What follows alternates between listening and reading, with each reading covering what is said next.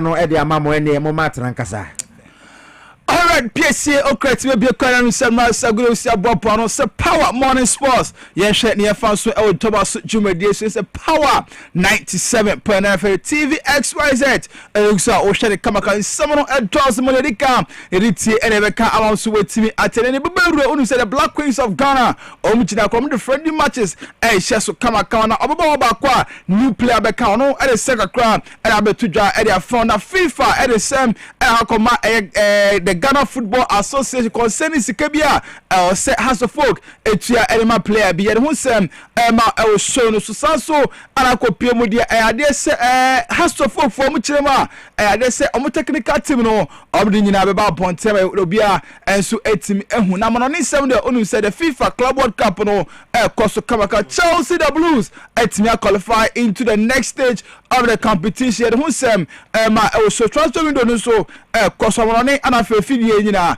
ne nyina de ho sem ma e wo show mo shane so say Roger Emmanuel the sports monarch chidom say producer na yatna say na no pay some Bromedin I wish the praise himself F to the A and DY Fanti miniminia ebo Taylor yen share sem na say all the Black Queens of Ghana catch would say Ebo ano say WAFCON na betumi abaso next month July 5th no nso mo kono mutumi akobo humodin sanse coach Kim Last was starting campaign no was starting BA pan 2 weeks isi ano kopie mu ewo Morocco the 14 days campaign enso no ehihye so enso ho na ho no a o ma kono friendly match bebre na nso no o mo hwe no mutumi abo no mutumi enya enough preparation ahead of WAFCON a ebetumi abaso sanse ye rem ewo WAFCON a ye ka ho ensensem na ema no ehwe se o mo kono metumi abo humodin pa na ende friendly match bako enso baso a o mo hwe se ni nyina no na preparation no metumi aye no mo ko amoni medals na trophy no e dey aba o my Ghana mu na ende wonim se ema no omoni e team omudin anase country a omudin e dey Benin betumi abo e complex sportif e ziara stadium e Moko and Bontini so nyina e kire se omoko no metumi enya ina preparation no moko a ometumi abo humodin pa enso ho a meka ho sem enso e dey ema mo na baba wabako a ono no oya winger e dey ma Black Queens of Ghana e dey Chantal Boy Okrah or ensem atudwa se waba o my Ghana mu no onim se waba no obetumi abo humodin na waboa team sanso e dey nia Japan se wetumi ahye the national team jersey e dey ama Black Queens of Ghana yenti ensem a baba no e dey tudwa. It's a big achievement to be going hopefully to a major competition, especially representing Ghana as well, with the girls and everything that is part of the nation. As I say, it's the motherland. For me, Ghana just speaks for itself. So to go and represent Ghana at a major tournament like myself, it's amazing. I'm lost for words, to be honest. I'm just grateful for the opportunity, and hopefully I can show that I'm wearing the shirt with pride and we do the country proud. So I'm from Accra.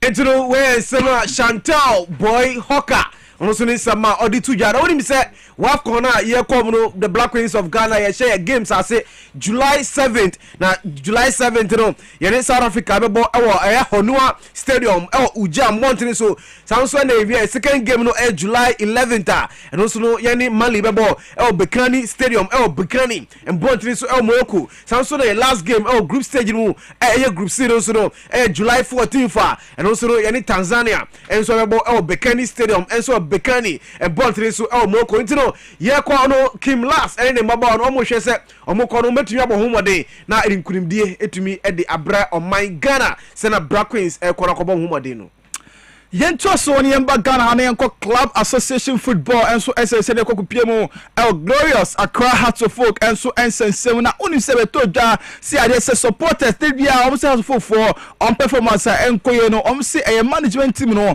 ana emma no ma enkoye na nipa na mo bom din na so me so bo e bom pa Alaja Kambi ana fe Odote Sowa obi agya sori a supporter bia sori a o se Odote Akambi nti enyom mfiri honom no na dwuma be pa ana omo yo so mo so mo so bo ne bomb so mo say Accra folk team na Emma boys no entimi perform na results no entimi emba na communications director ma Accra Hearts of Folk apa ne team Kwame Opariado ono chechemu aba extra ejuma potia eba na odete ene akambia ejuma mo yo Accra of Folk potia the star ra yegusu a ekipi mo honom House of Folk board good like and a large so in charge of the Pogma project. This has been explained severally. I find it sometimes a bit disturbing when people think that among for per se, almost define role more and your role like club and they say this is their role. If the person's role is assigned that everything concerning the project at Pobiban, he's in charge. So you report to the board. So periodically, that's a board meeting that you have to go and brief the board. The position of Pobiman is here. Then you go there and then you deliver your message. Okay, it's as simple. So. Entiano so the church and so don't so the on the Accra Folk board no or subina larger can be the no project manager my project na cost one no and into mguso e House of Folk communio mu free on my don't sell no and so emodua no ala sanso any church mu by dentia and I quite fast so e ma e car be da hono we see House of Folk and new be as for $70,000 so we to nti ye de so bo ana se de ban ato House of Folk force say internal locally no omuntimi any transfer bia enso hono nchechemu eba kwa fa so a e ma sa aka no ababeda hono. It is all about between Salim Adams and Dwaboase and House of Folk. So Salim Adams no fear Dwaboase no ba so. Yeah. When Salim buy the amount that the club agreed on. Now Salim has arrived in House of Folk. Between House of Folk and Cincinnati, any more partnership. You understand? Yeah. So they expressed interest in Salim. Then it was going to be first on loan. Yeah. Or call no ball, just like it is done in football. Or Philly say after the loan period you want to make it permanent. There was going to be additional money that will come in. So the agreement between Yane and Dwaboase is that Salim call for loan. This is the amount that has come out of it. Okay. Also kakre wo money. Say oko na say ye ton na after the loan period that's a year ton na ye be fu mbebe nie and also this will be your percentage, okay, which is agreed. Nipa na ko loan percentage it is there now. It is about near ye ton na Emma Cincinnati what you pay now. Your call the business didn't go well one ton. That's how Salim came back. So it means that see a ton and Emma will see Anthony there, the business didn't go well. It is done in football everywhere. Obafan say, I don't want to use the word bad business, but okay, it didn't go well. Yeah. So the player comes back. So the two of us sit and discuss it that okay, player no call I'm concerning a pen no. So let us agree on something.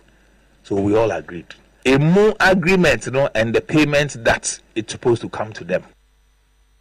Entiano chechemu Kwame Opariado communications director Accra House of Folk ya de ho nsem no area ma o Yanko former the Black Stars of Ghana a midfielder Michael Essien ono na kache wodim say sia me ka say papa no ewo FC Nojilana ono so no oboa say nkola ewo ho no Ghana for any other African countries any other countries ewo ho no betumi aboa wetumi atete nkola no betumi abo ho modem enso ewo Africa ha na ye hwe players bi eti say nuama ene Kudus Mohammed Kamadin Sulemana omunyina no omufa Michael Essien the same ewo Nojilana isia no emrantia no bo ho modem enso ewo abono ne ewo ho na Branton no isia no ewo Nojilana the contract no wetumi extend it for 2 years more ono so no betina na wa boaboa enkola na no mutumi abo ho modem say eba Africa ha ene wiase nyina isan say African players bebreba omo right to dream ni nyina no so omo ko amro ne Nojilana eno mo fa na Michael Essien wetumi amento omo na ade a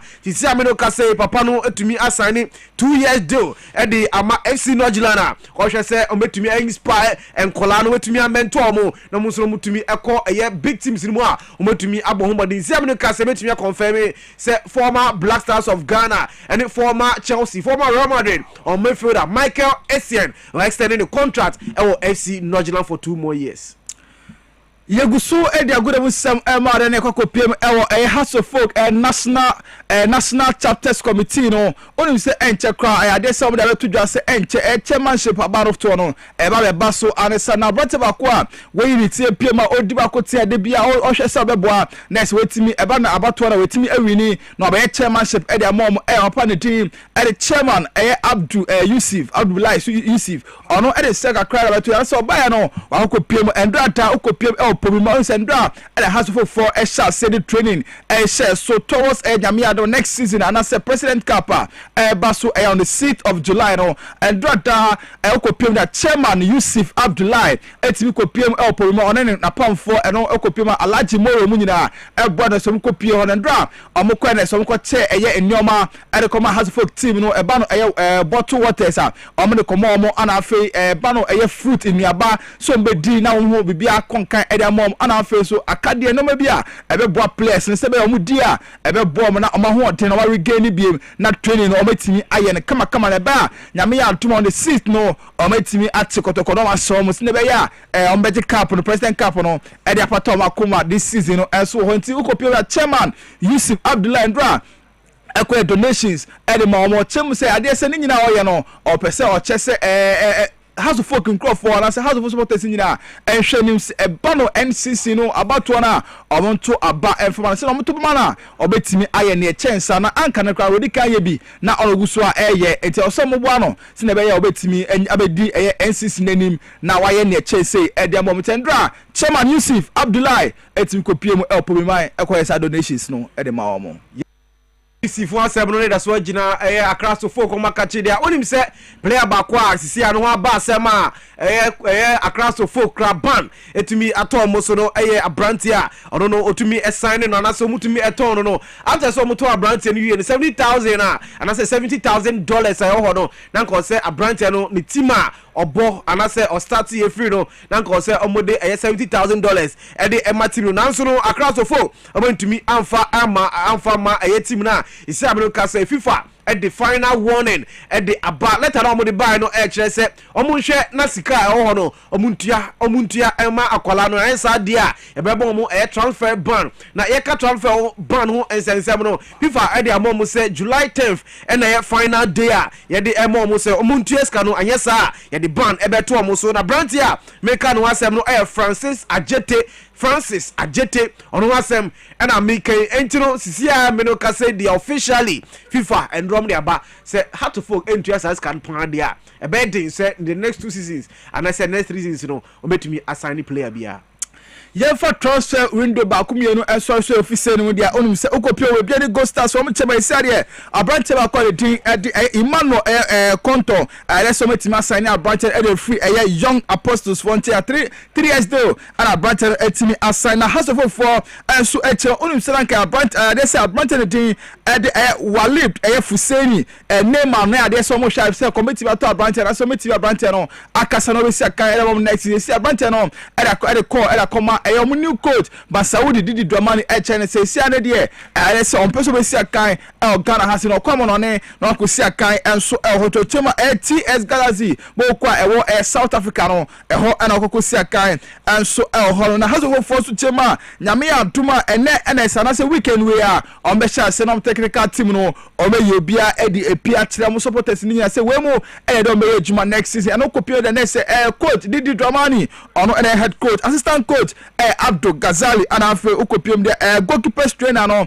Najab Isa ono so ko hwemu a ye hwenim so mo be na bibia etimi akonkan yeka House of Folk who say some year free order kwamro ne wonim say games kakra eba so and draw club world cup yeka won sem na sanso na nde eno sur games kakra ebetumi abaso na ndra games abaso no say NCT Esperance de Tunis etnafie ama Chelsea the Blues echomo ebom ekamiensa Esperance de Tunis entumi anti will be sanso ana LA Galaxy enso etnafie echi anasa omone Flamingo enso ebo 1-1 draw sanso ena ayetimo mudin e the FC Porto enso eni Alali enso ebo 4-4 draw Inter Miami enso eni Palmeiras enso ebo 2-2 draw sanso ena Oakland City enso eni Boca Juniors enso etumi ebo 1-1 draw na Benfica enso etnafie eni Bayern Munich enso etumi ebo anasa omuchi omoche Bayern ebom eka ba ko a eno so no ye ka onsem enso e de ema mutisi am no ka say Chelsea the Blues are qualifier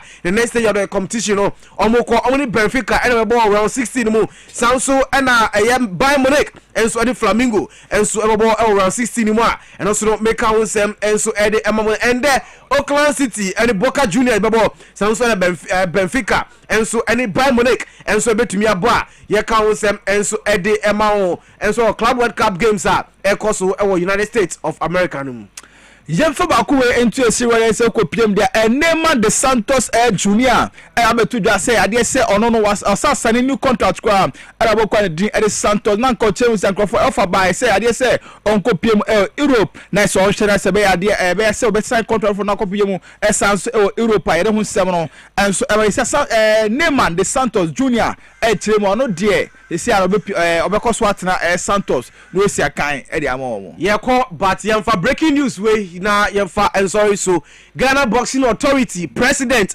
Abraham Kote Nikwe and I no say papa no say wa resign as the Ghana Boxing Authority President esan say or say personal reasons enti and or resign na would him resign na would him say enchekra Ghana Boxing Authority general elections baso na ka boxing and say ye call boxing family ni mu a bebre na person mutu no efriwo enti no be one of the reasons also and that Thursday and so no papa no ohre ne sister enti no ni nyina ka ho and Ghana Boxing Authority President Abraham Nikwe Koti will resign every and as well resigning as the Ghana Boxing Authority GBA President. You see Abdul said officially Ghana Boxing Authority President will resign on Friday on the media phone in Ibeshia now on officially with me Akachi will be as resigning as the Ghana Boxing Authority President. The American into the for good year and something na NCA na Piesie Okrah into Dwaboase so and my producer and I see a producer Roger Emmanuel the sports mulak sanso and ya and good year and seminal Abraham Dino Ebo Taylor Miniminia the prince himself F to the A and DY fund ye twa ho aba ye ba Dwaboase media no to aso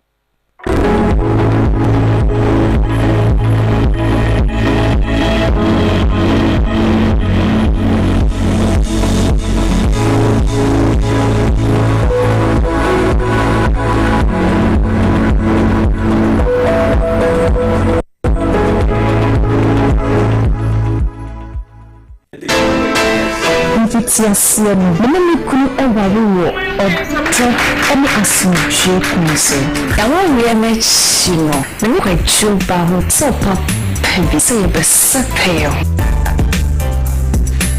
what a chief for so crown on my ye pio no kuponsem ekoba ne san me kunu antinse edo bodu wajo enye ebe SM bitches wa eni jia befi we na me de yem bible edek SMB test timase mama me so wa wonu eni je bewe opaya na se wumpom agode adaye akwana na ye kamfo edek SMB test Mrs. Wo oye mi onyina monno me no up one time edek SMB test where the mama oba wa fa yefunu ene oba oma ne ba enufu enumbi wo ye be ma na wonye 18 na wontumi enum FDA agi edwadie nkatoi Mese menana no agro basa ebi brabo tibede imlenu na ma bremaye hojo. As for me, I take very good care of my grandkids. Ye di agro na ye sa edu me bi kra na me ba no timide omo be gumi so weekend no. Hey, remember I don't think I'm catching you say ya no medi garlic capsules. Poso na ebesi su kama. As I stand here, my doctor said my whole system has improved very well. Medi garlic capsules. Yes, Medi garlic capsules. The Moses garlic capsules. What Mamoja dini paduanimu efusani yi na esese oba ni barima mahona wodin. Ubinya edui bi ato omonyimu pharmacy store fryer 050-349-4885. Edui enye mamofra enye ndi fie dumu. Apemfo ene emma emanofo. The Moses ni how FDA ajije di nkra tuwe atum. abɔfo ne tieto bibia ɛna bibia kwaba so nkokora abusua ya mebe ɛna ɛha wɔ ya mebe na ayɛ kwankora wodi akyerɛkyerɛ a wonya anoye ɛnde to bray no we come for Lion Gate Clinic Ghana ɛmfama ahanko ɛna abɛpuma yɛde bibiduro ɛsaw yareɛ ɛma wonya sunsunsanso bɛne bia abusua sɛ yarefo ɛbɛpum ɛwɔ Lion Gate Clinic Ghana Dr. Biodo amubrase na ahofama so nkokora ɛna ɛhwɛ yarefo no ɛma ne botɔ no abusua sɛ woba bɛpum wɔ ha se ya yɛsa ɛndam yareɛ bi te sɛ syphilis, gonorrhea, candidiasis, diadipɔnipɔnanim sɛ yɛfrɛ no white no yɛyɛ pabene ɛwɔ ɛwɔ ha se abusua woyɛ bɛrima wokɔsi n'anim a wontumi mmoa adwuma ɛnneɛma ɔho ɔpiafo ana Lion Gate Clinic se bra na ɔmfa bibiduro ama wo na wo naa so sɛ bɛrima no pa sɛ wosusu woyɛ ɔbaa anasa awarefoɔ wopɛ ba wonyɛ bi woakyena aberɛ brabɔ pia mu ɛwɔ Lion Gate Clinic Ghana na wobɛti abɔfra so ɛwɔ fie adɔfo a wɔhwɛ me mesomfo kofiti ɛbɛyɛ kakra de meyaree ana meda hɔ madamfo bi baa me nkyɛn me introduce Lion Gate Clinic Ghana ma no na metu anamɔ no mekɔɔyɛ no mohwɛ me ɛne wɔ mmɔdini ɛnɛ me ho atɔ me nti wo a wohwɛ me a m'ani daa so asa mekamfo Lion Gate Clinic Ghana ma sɛ nso tu anamɔ bra Assalamu alaikum. Na zo din ga asibiti ne. Amma ciwon da naje da shi ya ga hankali na samu sauki. Bisa duk wanda zai zo musulmi duka da yi kokari ya zo na wannan asibitin ga zai samu sauki da saukin kuma kuɗi ba wani caji. Insha Allah da samu sauki. Hello everyone. My name is Dr. Maxwell Aziz Minsa. I'm the founder and senior doctor of Lion Gate Clinic Ghana. Our mission is to provide you with exceptional herbal medicine treatment and holistic healthcare to all our patients. With our team of dedicated staff and innovative treatment, we are here to support you to becoming a healthier you. Thank you for trusting Lion Gate Clinic Ghana. Lion Gate Clinic Ghana, your #1 healthcare expert.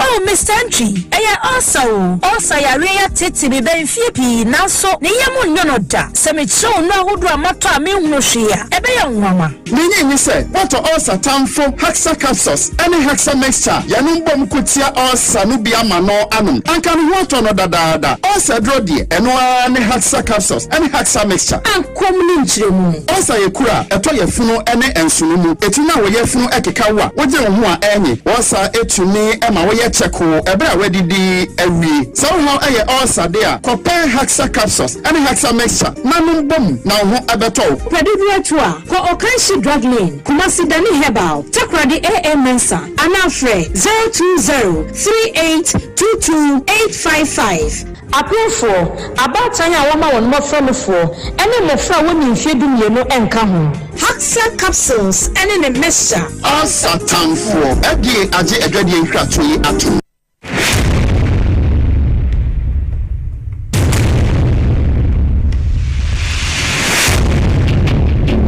Every human body mass should have at least 60% water for optimal performance in any physical or mental exercise.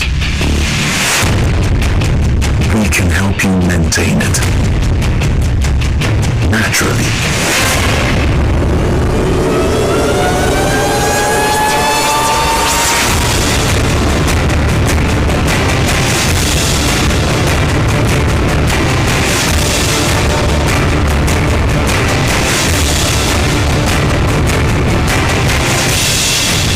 Natural mineral water. Simply natural. For bulk purchase, call 0596-273-546 or 0596-273-547. This advert is FDA approved.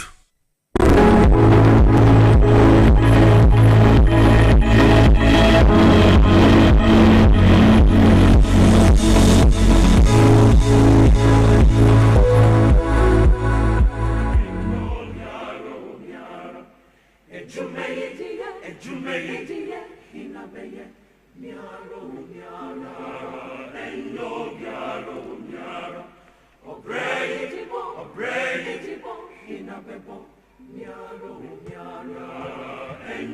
FM. Abushia for Mamuna Kwaba Bio Made Mobile Power 97.9 FM so TVXYZ Mamuna Kwaba Asemi di Kawana Bekaya na yabetena se Omai ne na kwane aba sene yebesi aye no na afi afa enti na yatena se na no pay Dwaboase Jumedi so Power 97.9 TVXYZ so me di Piesie Okrah obetuma from a boys prefect chief tankers and honorable without constituency police for akwa ready eye galamsey Forest Reserve ahodro na unim say yeka Forest Reserve amafo obi betuma traba ebe aka say na nwura eye forest de say obi tisim na oye galamsa na aye den unim say mframa na ye wo man mu hano say ye protect your forest no na etume eboa ma ye mframa papa na toxins and as poison ahodro a eye enwusie ni sa na manema no ede ba mframa mu anipa home ayemboa no eye sa nnua no na eje enu ntina eye manse kubatan UN for one very interested in forest reserves ahodro a we wiase afana ba bia because eno na boa ma yemframa eye papa nti forest reserve de ho na yensuo ni ade nyina bibiri na efiri so obi kotisim saa na wo ye galamse ana chese nipa kro no woni oman no na enya eti asante mantemu a baby afro asinanyo forest reserve ena aposifo etume call ho ekosizi amanfo over the weekend say ena sa asemni siye but amanfo bebre na ebisa questions ahodo say ene galamse no asem no akwa kosi sen say yesi galamse no ye tu ase wo man yi mu a adenti na yensuo no still na eni enyefe questions ahodo agana fo bi ebisa no me ne me na ma matete ena me so mababa gira ha me ebisa but the truth is that insuo na eni ntie now no amarisha ko betena ha ena wode bridge bi a wokotokuom ho na eno no ebu ya na afa amanfo ntumi enko ekuro no so no wode bridge no enfonyini ne ba ena me bisa nse nsuo ben ena na bridge na se wo say ofen nsuo na say dobe but aposi foguso cheche amanfo enko obrempo ma me ma wakwa aba but mmekwa homa ne so okay na yes, yakwa ko din komo kakra nice one yebeko ACP Grace Ansa Krofio one a director edema police adwumakuo no kasamafo okay wono eneye director of public relations edema Ghana Police Service ye kasa ni nyina na visuals no baby a police for ekoche amanfo wa santeba ntem ni mpotem no na mo de air to screen so ACP Grace Ansa Krofi mache Emma asini ni abema na bibia boko de de adom bibia ye boko edanya me ase ya hwehwe wache o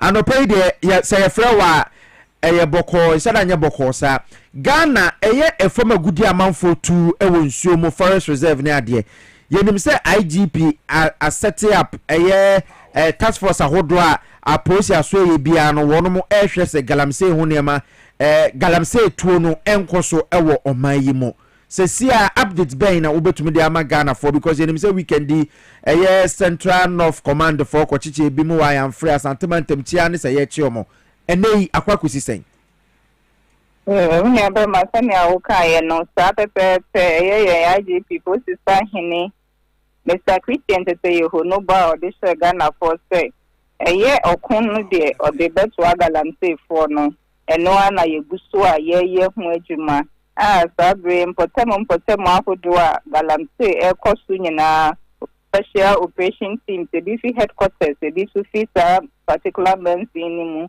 akeka ye ho abomu a yato ye ho agu mountain so it teach you any forest reserve no okay no dey ya parent ye gusto de dende ya baby operation be air coastal and weekend is any awuka ye manso mpotemo wo Ashanti region ho no ya kokko ye operation e wo ho particular areas ye target ye esuminya forest and prama forest reserve wa Ashanti region okay ye manso edubia mpotemo ho no e ho na ye koye operation no na operation no ye very successful ema ye chi nipa edunsia na omo ye galamse ni bi na say a chi omochi so ye mrantie ne etini retrieve oboni beka say exhibit enema bi efi omunchen na bobo sa enema iso amaye ne dikan ye nya pump action guns no mienu eye tuo mienu ye pumping machines excavator monitors ahodo anomde ye adwuma nomde excavator and 9 ene ye koto wo ho yetini eyi monitors ne wo so ye hwe say ye betini eyi excavators na nkata so aka ho enna etu aboba enso ewo ho ayensa ekan ye ewo sa manson temple na enye ekonkoa dia so mpotem enna regions ni nyina da dia galamsey ewo bia operations na ekoso the western region yegusu bebre ya bebre ya chichi nipa no bebre na enche de ekeka ni nyina bom na ye de ababe som etiefo.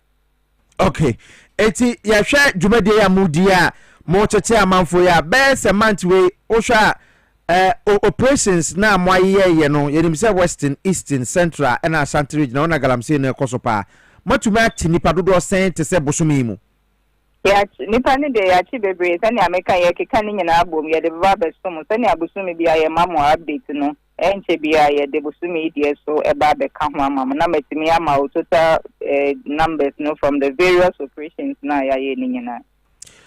Compared to last year and last 2 years, operation ya mu ye mbetuma ka say a successful na galamsey kon no mu di nkunim. Yegu super the every copy some boy important ho within a matter of a month near excavators no ha any tree. And I say yes, I intensify operations nepa and send ya she mokina yegusu aye kono. Meje di say yegusu edin kunim na ye be koso enye say ye ni ejai eno ni ye pese galamsey fo bia o ye illegal mining bia de she di tin say enye say ye be ye ni ejai yegusu na ye be koso de atata almost kwesi botaya eye kwesi ejumako ye DSC ni so aye inspector general of police Mr. Christian te say ho no di anim no aye successful yegusu na sani ada ye kano no ye stress communities no MY hu se bibia koso ama posifo na sonti na ye ntumi entu hu anam obi asene me message a wo kire mo say o hwa enhyeda nche bia western region Amenfi east wasa Japan ne mpotem IGP Emma task force bi ekoto shamanfo awo no mo galamsey ewo ho mo che wo mo but yesi enne wo ma san aba wo mo kwan no ho a wo mo etu efamagudie na obi etwem a wo hu mo Any amenda was so dey some information ya ma sani American ya mrantie no eda so ewo grounds and power Japan ye koye operation wo ha ye some farm machines no be yo hani eduonu echiri kura ni echiri e ma yetimi disable ni nyina a ye cheche galamsey fo ni bi sani awo kan sa na make say community say my information ya benia ye be ma commando wo ho na so ati twentwen ya na yetimi etu so anam obi baby say adenti na ese yetume duru ha say yakwakoche amanfo then later na obetena wo ma san akoho e de mechanism na adase measures na ye de ato ekwan mu a say yekoyi nkrofo bi ana yakwache amanfo bi say wono ye galamsey a ebeboa na wo mon san ko hobium in fact ye Canada no galamsey no multi stakeholder ekwa ye nyina ye kaboma ye abanju meku afodro ye ne communities no na ye bom the suppose for ye afemu die ye ne ye communities for ne so ye o ma afemu die district assembly for so support so ahemfo ne community groups afodro no bia kabom na ye nyina Ghana for ye ma ye ne brace galamsey yi di yenya na ye beboa ma ye tu asia sa ene ye be ye no nipa ye chi omo ye chi wa sani amra kwan ye chi no ye di omo ekofujina court na afi court so atwa eso ho na say ye chi bi na ebi ba na de ye chi bi num di kojina court na ebi num so ba ye be sa akoso achi omo sa na ye gusu ayeye nti ye afemu die no communities ne so enye omo afemu die district assembly sa himfo ni ade obi e ma nani na ho because kun we ye wini magana man no na ye nyina so eso ebeba ye mfa so obi ka say a police for more kasa ye chairman for na emom no ye de nsuo no na ehwe na say still na no amanfo atwen na se nsuo na ninte na se woka se apolisifoɔ ase adwuma ama yɛ nsuo ani a dien ɛna bɛka kyɛ sa Ghana ni no me ameka say adwuma no yeguso Ghana fo nyina etimi edi ho adansie so asema woka na no mintimi nche bra nsuo ani tene ya ya famudi ya ne say nipa na ebu Ghana mra so no ye bechi omo edi omo akwa afojina court police ye dia ewo mu no ye bechi omo na ye dia omo afamra kwanso the sani aye so ye ya famudi en me did say other agencies so ye forestry for ne omo ayekeka ho omo nso ebeye omo afamudi so ye nyina ye ka bomu a e na ye di nkunim the police ye dia no obi anso ensum na yenso yenye ye die na so yenyina ye kabom na ye ma nidi mu a eye nso na yenyina ye hwese eni beti no emerpemu yenyina ebebemu sa still na moguso amanfo anase eye police officials amode omo eco site na metese na mo eye approach bi ase obi ko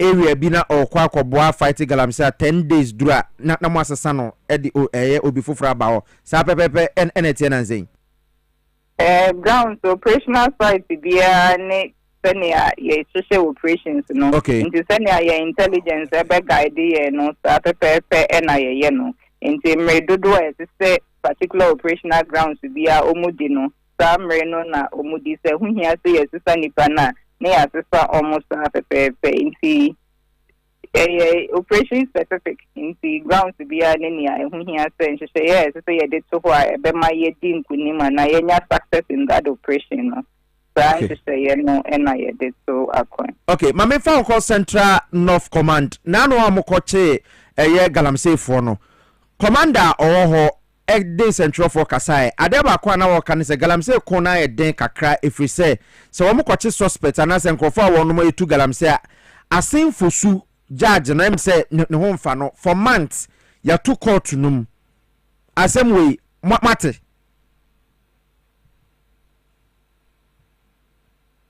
hello mami Grace answer Kofi one time nka ela hwe na yen ka wansem because ehia Ghana for pa judge a wo court e ho mfa no na say a police for koche galamsey for a time no so a na ya ma mo bail it bail no ekwa no omasa tiesi nwurenum because Ghana mara huntumi nchi obi emfa ne ntwirimu beyond 48 hours eti emra no wonuma adiso ya chew ba 48 hours dua ya ma bail because yentumi mfa onko court if we say judge no ne ho mfa no ena mpese mi hu say a police for no wonuma so atesa asemwe na de na womone eye your friend is saying judicial service for eka e dey afasa asem no na mpese anka me bisa no na anka ye dey enkomo no esie na omo western region asemi so akra e bai e mbisa se no so ho asem akwa ba em se ela try say obetumi anya no Dwaboase dwumade so ne se wo information bi ayen so eni a obetumi enso e dey amayen obi tu galamse wo ba bi na obi ko hu a kwa be so no mfa so reporting from my police for because eno a obi ebe comment wo ye page no so ana wo kire mu se opeso hu Okrah na bibi AC ewo baby mami Grace answer Kofi ACP me pacho me sama akwa babiom yeah minia good na me bisa wo say Central North Commander a oho na no okoche amanfo ewo di aso say wo ma na omo galamsey no woni Central for Kasai asemba kwa na wo kan se galamsey no ne chie no ye chia 48 hours dura ese ye ma amanfo bail mo omoko you to be process your for court because asen fosu court no judge owo ho no ne ho fa no for months eti ya to court no asem we abamakache Sir, sana commander ne ka me just me ne commander no kasa na ye hwe ne a adequate tiwa course word important mo nti ye ne commander ne be kasa na nchechwe ma bi e wo ho no na ya ma bamanfo asun ase okay eti say achi obi ewo ye fa ne say manso nkwanta na say ye fa say court na ewo ho no say judge no yare na say wantumi mba adwuma aposifo mo nhihye mu ntumi mfa ne nkokọ to foforo bia ewo kuro foforo so ana any America you know a particular case I work in many commander no e be kasa na ya nhihye ya ewo ho na yɛbɛma moatiefo aso ate na sɛnea meka no yɛkyi nipa kosi adwuma mmara ɛda ho nti yɛkyi nipa yɛwɔ mmara ɛsɛ sɛ wode nipa ne ɛkɔgyina court sɛ wowɔ peculiar situation bi na ɛno nti yɛsɛ sɛ wode kɔ court foforɔ bi a ɛno so yɛ alɔyafoɔ no hwɛ mmara nhyehyɛeɛ ɛwɔ ho no na nea ɛsɛ sɛ yɛyɛ no yɛyɛ nti yɛyɛ particular matter yɛ a wakan ne commander no bɛkasa na afei yɛama masom ate. Okay. Yate na eno akwara ya wono mo kyekyere ne nsa ebu ni a mache omo yi saa asem no anope akwakosi san sɛnea ɛnra yɛ ma Ghana fo asote yɛ no ɛyɛ Ghana yɛ wɔ mmara a ɛbɔ nkɔla ɛho pan nti sɛ obi ɛfa mmara sɛ ne nsɛm na otietie akɔla fa ahodie so ɛyɛ the right of a child mmara ɛma ho kwan sɛ yɛyɛ domestic violence and victim support unit for no ɛyɛ doctor taking it up na all this nipa na ɛfa mmara kwan so yɛnyinaa yɛhu video yɛde akɔla yi fm nti ɛyɛ ɛnra western region for ɛkɔkɔkye saa nipa bienu a na ɔmo state ɛtɔkyɛ abofra yi ama ɛnra sɛnea yɛbɔɔ Ghanafoɔ nyinaa yɛma ma so seeɛ no saa nipa yi aba abɛka yɛn nsa na yɛde ɔmo ɛbɛfa mmara kwan so nti western region for sɛnea ɔmo bɛbɔɔ yɛ amanneɛ no biribi a ɛwɔ akyire biara yɛne ɔmo de bɛba abɛdom Ghanafoɔ yɛbɛma mo update as the case progresses. Okay yate ene we de Ghanafoɔ eni edi akyire paa nti mummie mu paa na sɛnea ɛsɛ ekobia no ɛnkɔ na amanfo nso ɛmfa enye suahunu. All right. Yada say ACP Grace and Sakrofi bibi akire yadwen a yebesa aba ho ba wo kono amanfo say wo mu hu say galamsey ne koso e wo ba bi sa wo mbeye den a report de ama eye a police for mention the Ghana Potemu dodo na police station e wo ho so hu say galamsey e koso a pomodin na police station e den wo no na ma police for no asonse anase commander se wo ho no na wa mo maso ase anase utimi frɛ men police emergency numbers na so a obia so beti na yetu yes se numbers na ne he ana in crowd say awon. Hello. All right. I think say police station there no cry okay but amanfo bi so ho aya na wo musuro ese ukọ catch police ni na police ni so akwakote oto enti ebi na police na kwagene de oh na Piesie na denti na this time around no the commanders ni call galamsey prone areas na 10 days ni ya reshuffle wom the same problem so operation bia ne nhese yes na omutumi mfa ni nyina so entuja enti mi koka kire papa police ebia na police agene de kakra edi atu baby edi a free site owner ho police ni nso na me call wa koka je nse omo ye galamsey wa ha eti ofre na unia ya ba beto to wa ha eti hunia o ya asomasi Piesie na be kan wo se wo ye galamsey wa nti ende risky de bebo an se Ghana police wo mo fa numbers ni ntodwa o mo publishing numbers na se wo mo hunu se we bi ni mutenwuram ye galamsey a wo betimi afre wo no mo dija egu wo so Piesie da bia me ka se gold ni se chef from ho a me obrepon de na be ya mame na mo mutimi mfa kwampa so mutimi hwe nyankopon anim na yensu ahodo etene wo man Ghana ha maye na ateche no munyai ekwan fufuro bie ni ho a ye betimi de afa ede anya sa godi apart from say agisi ye say yen forest agisi ye say yensuo na baby wo ho kro bi wo ho a yentu abura o yenye hwe insutene na da ho no eno na mo di dware o mo didi wo mo di si o mo niema eye bibia mo de mercury aye ni say chom eti ubeko kro mo sesi ya no da bia hospital kwa no mo di akonia ba mo frank to nyina nya cancer eti ye be pesika de abobra eno poche say ye say esum ye ho afidie ni ye wuwu okwa ko pesika no wi ana o de akwa kosa o ya ma ye ho ana enya ya de bia keke wu god ni se fom ho ade na be ye de amame ana ye be ye de amaga na ni bia eno na Erica Tuahene awo no ehwe live o TV XYZ page no so de abase eti aposi for no one person wo mo kire se ene ya na wo mo te se asimfosu judge no or yare ama court no I think he's right. Yeah. Say obebisa our question because the way ACP Grace and Sakufie yi question no because the police for say court ya to court mu e baby a police for should be concerned court near police for any ye dwumabo. Yes.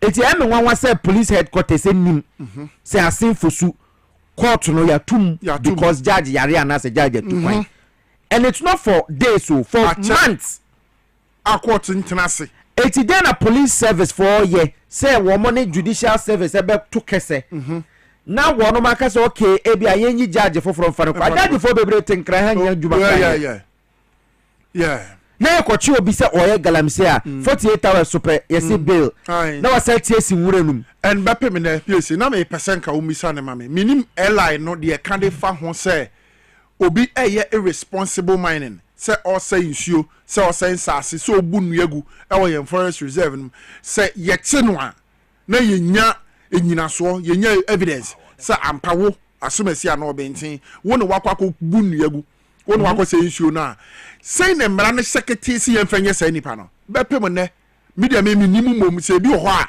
minim say mra keti bi ho a wo ye responsible mining say wo say nsuo ne nsase ebedi wo a minim enti senka police for bomodin say emra bi wo ho a komo yirim no mo bomo dawro say wo ye irresponsible mining na ut say nsase na say wo say nsuo ne ye chewa wa asam ne ye de kokoto a yenya nyinaso nko ane de eye asotwe eye asotwe b anase c ene wo hode ma sa enu ti na ye say mining loss no yes akremu no thank you because sa okochi obi a oye galamse now the no court na o say wa mining irresponsibly yes now the na kujina court I say ma fine no your friend is saying 20,000 2,000 5,000 na nipa yi mu use excavator na tu road na excavator auto diesel saying yeah high excavator that crossing auto diesel saying sika de se wo ka se abiri bia obeti galamse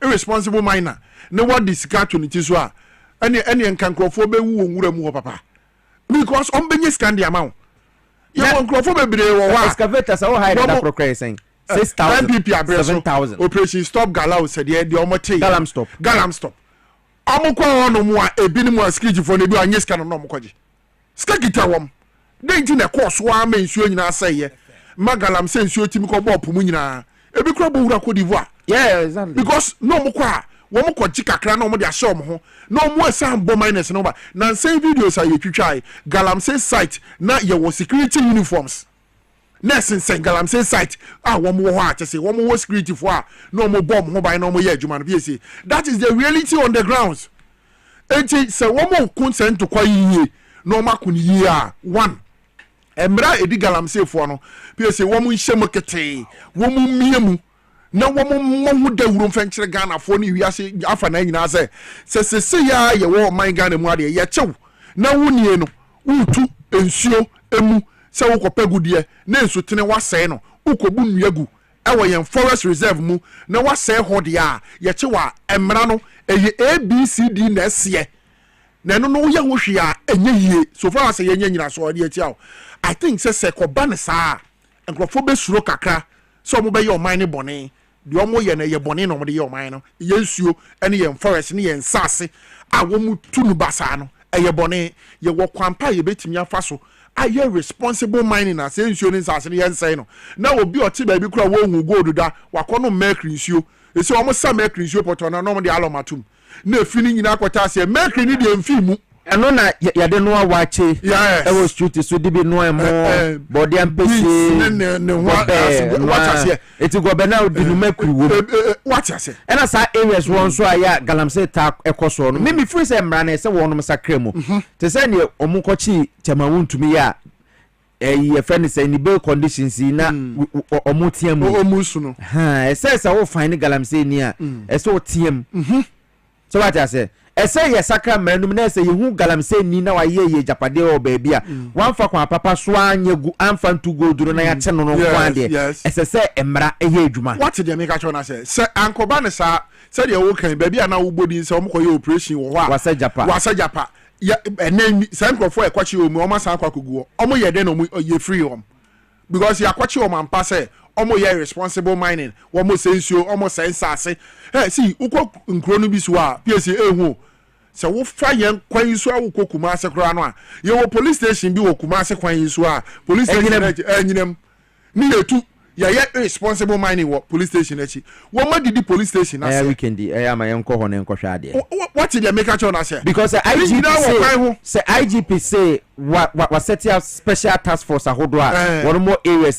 fighting galamsia enu wo kwan say nyinam police station na chi wo no sa amana na da so da ho yes enti na quest say ye benye sika na ye de abobra no ye ntimi nso endenja yenya ye lives ye ntimi endenja okosa areas so nso nu bone wona be hu sisi a wona be hu no ade asiad na sase na omo ya galamse o so nim ne mechim bi se nya gudi o enye mesi wo galamse site no e tie se ne obofo aka akọ ahaya anajo ne mo hu nyiro tim memeka ne nipa ehwere wo mo nkwa ene nsem a ekoso wo galamse site piesie enya de keto akra enya gudi enti mpanifo hwe police wo mo nyire mre no wo mo mamra ne nso nya djuma ma yanchi wo bi na oye responsible mining ye de ne ko she ba bi kakra ne ye gya no na okọ obesen akọ site wo ehwa no be kwa sensase ne bi police from the nyom a say you to be some hard questions and pay ehwe mama ansa krofia na te ase na ene ne moral no from kaka minimity but later you bet to many o ma din comment yen twen say wono mo ebeba be update no na o ma be ka kire Ghana for say excavators do say na ya within the past month na eno achiri so ya say eno na ye hwe nim so after that no then we can also put our questions to them na ya to me ahwe ama eye enema tumi akonka because galamse areas nyina enubo ne ho nsam no de ade a ekoso pa ewo ho eno ande si wa parliament so amafo ka ho asem well yetena se later ye betumi aka eno so eho ensem ewo ha ewo Dwaboase Jumadi so power 97.9 na TVXYZ so NK Obrempon na 10 nka no yada se NK Obrempon yemfa se da kese yemfa ma MTN a wo mode adwuma pa aba adwa so MTN adwuma pa se wo yo ba wo hu se niema enkoyi ti watumi aboabo ho aye adwuma na watumi aye no se wo yo bodwa wabie wadwuma kakra se wo yo ba nko ade a MTN se wo hu na wo hu se ye wo ye na so nyankopon ni ti wo mo so boa wo mo de adwuma pa aba ba beboa wo de ane se obe dial *5060# na won so ababeka ejuma pa plan ho wo memo special bundle de be call de be browse any ade na what you may reach out to your customers na afei wo suppliers na bibia to me akọ enkan e de amount MTN ejuma pa no comes with insurance benefits be boa protective business what bre atumi atitu mowre maye no won be protect you no so e de amount MTN uni card sim card ne be akokoto bi 10 Ghana cedis e MTN shop bia na so oba wo ye wodwuma wotumi nso eba beka eye MTN adwuma pa no eho MPP for also the statement aba ho nsensem abronye ho nsensem ye betena later na ya kan no so ho asem na yakwakobo eno eho nkomo ba enei ese yetumi ebo nkomo enuboni ho asem aye kan galamse area so bokona o ma high new highway aba yesi red na den ehon sensem akwakoye concern kese pa de amanfo na mayetie report we mbra ye ba na yene Reese Hakim Odro our deputy Greater Accra Regional Commander edema Narcotics Control Commission ye charity afrena na kok wo mena nanso mo chiche amanfo koke na wi no ye chiche amanfo won na deputy Greater Accra Regional Commander edema eye na kok ye na ebetwetwe nkomo but yakeka na ma bi asie ne de fa enuro ahodo amanfo fa ma omo high no report ni yenkuti mra se yaba sori amante bebre no a edie ananso do ho hyemu akoye se su ne ban bi nipa bi ni mo akwakosua ya ese wo mabrabo titiw ene wo ma wo nya dwuma ene wo mu nso ye nwuma nkumankuma eye nuboni bi aba dodo no a ennum bi a ye fa ne red anase woni bread Mr. Tinubu ya de nye Ghana hala Mr. Tinubu ya asa Mr. Tinubu Nigeria na Mr. Tinubu asa na meba Mr. age of 22 years Nije ne nye ise ubeja isa kwa fa umoja de atisa o sori anopa onu ma na waji na ye wa anu muso de untimi ye hwe onu mo de a wa stand ye na sanu bone ya manti no mo a na ma wo mo ayese wadeda wo mo yade anaso so kwa no wo ma ye mere no ma ye senya wo hu ne wonye ho no ebi ene tramadol 225 hallucinogens inhalants Hygra 200 really extra cocaine methamphetamine marijuana opiates and afofo bi ya eka ho na sa ne boni nyina e de boni ya empenifo ahwe apom de ho nsem so e we ya signada am ye hu sese kobase ko ni paduamu a e betumi di ohawo e de abrewo and the United Nations and World Health Organization enkontebo ana wo statistics o de ba ye e wo fiempinu ene aduonu ba ko 2021 mu no en wo che se enyi nipa do be se million ahenu edusian kron 269 million ena wodo ho ehye se ne boni hu dwumadie mu a e de if the person wants to help me, so that I will stop it. Unless he wants to get what, he should come and take me from where? The street life is what I want. He will go give me a better job. Or this is what I want. I can use the word stop. But if I'm on the street, say I can't stop. I'm on the street. This is the work that I told you that earlier that we take it to what? To ginger us to what? To work. Nanomo ena pomdo adwuma for anyone in the phobia and so the kokobo emma and mebin tichu ya ena wadu ohunu ku se su ne ban mu enna se wo munya hweye esanso wo mudache e mo mototo na se. If I get somebody that I want who help me to stop those kind of things, I'll be happy and I'll be a great award. That person to what will help me to what stop those things. If the government come to power and build a company for us, the youth. By this time you'll be in your workplace. By 6 or 7 before you close.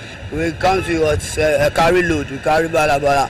We used to if we get 50 Ghana, 60 Ghana, we are going to use to take the drugs. So it's because of the that's work that is not in the country. That's what you are suffering. If by the day if I spend on drugs, I don't really know the amount, but you can reach 1.5 or 2 million. Nankana chiche ya yene wo a efa sa no mu bi achichiye eno mo nso che ye ya wo mo hye sa de yasia ene eno mo betena ya wo ntumenti wo mo ho emfe ho sa 225 no ane 120 ni de eno ma ede menankasa kra menuma me de koye juma because of body pains until now. But if you so omonoma omodi ye kwasa de 25 nonoma o ye juma o be fele body feel body pains. But if you timenoma no manum no over there e be how really na no ye de pa 250 no na no ye de pa. I started mine at 2011. That time I was in JHS. I was going to complete JHS. And my friend introduced me to it. And I started taking it. Before I continued to SHS. And the abusement of the drugs came in to enter my body. That is why I'm in this situation now. Nti ade a betuma be pie mu ewo circle VVIP station ene enu anum bi na edi nkomo ebisa wo so ma chenche fa enu a ewo edwamanso abebre no ye frɛ no red ebi 8225 ebi tramadol ene wonke kan tahin ene emo wonke kai bi a eno nso achiemu a ni na enu ni bi a onoma ema wasitine mu bi be kasi uhu ano ebi wa etimi ema wo hyebre na afi wo ye bia nso etimi esesa ene e ba be pimu aye de nuanom nso ehwehwe nkomo e de afa ho e wo ha Simon Boyi e TVXYZ ene Power FM ehwehwe mu for ene de brewo meda say Kofi Abrante reporter wokoye ya mapoma chichiku enso ede emayen ana no peti wa ohwe TV no live on TVXYZ ye din komoko nyina no video no seni amanfo ne nom red na omo de da okwan wo mo de da basa no ye betumi ayi eno so ho asama kire join ye Facebook Power 979 FM ye choni nyina bom eti all like and follow page na wato obetumi ahwe videos ya ekoso seni amanfo afa no bone ama afa wo mo so video no etwagu a obetumi ahu bi Yes, also our TVXYZ, our Facebook, and also to my follow XYZ broadcasting and so YouTube, and a for our drink in a Ebra Hona, Yamfa, Wadrink, and no sono, Yanka Mobia, NTB. Reese Hakim Odro, a Deputy Greater Accra Regional Commander for Narcotics Control Commission.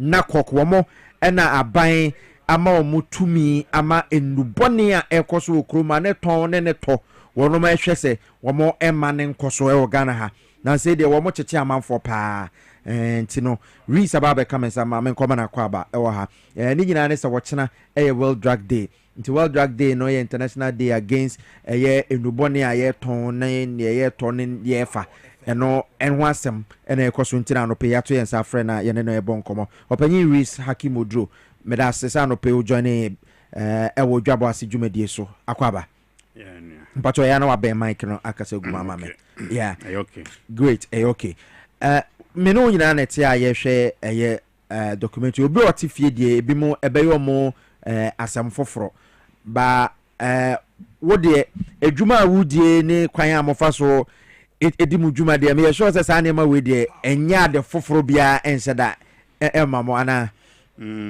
mekanisa na se we adwuma na cortis control dia na just nkomo amukodi ye die enye adefoforo se ne awokan because mpempi no yeta ne omu ehyiehia okay ana se edwumadie mu no yeta encounter omu nti bibre na nhye da nye adefoforo mai okay eti ochina e World Drug Day edi edwumadie na mu die fi se mo na aban ama mutumi se enubone hu dwadie ne fa ne ton no mo be stop esa ade no anase mo be boa ma so atekra akofom e wo man mu nti den na nakokfo ye okay me da was am say World Drug Day hu komo no e sha ase in France 1987 wana we ase ku na se we ase aman nyina mo join ni UN e ko hihie hu se emra so se so mo peda bi si ho na mo nfa mo the room fa enubone ni dwumadie ne nom ne ton so nso ya the bread on mine and nothing nipadriano. Until 1989, and now celebrated the first one, and that's commemorated the first one. Okay.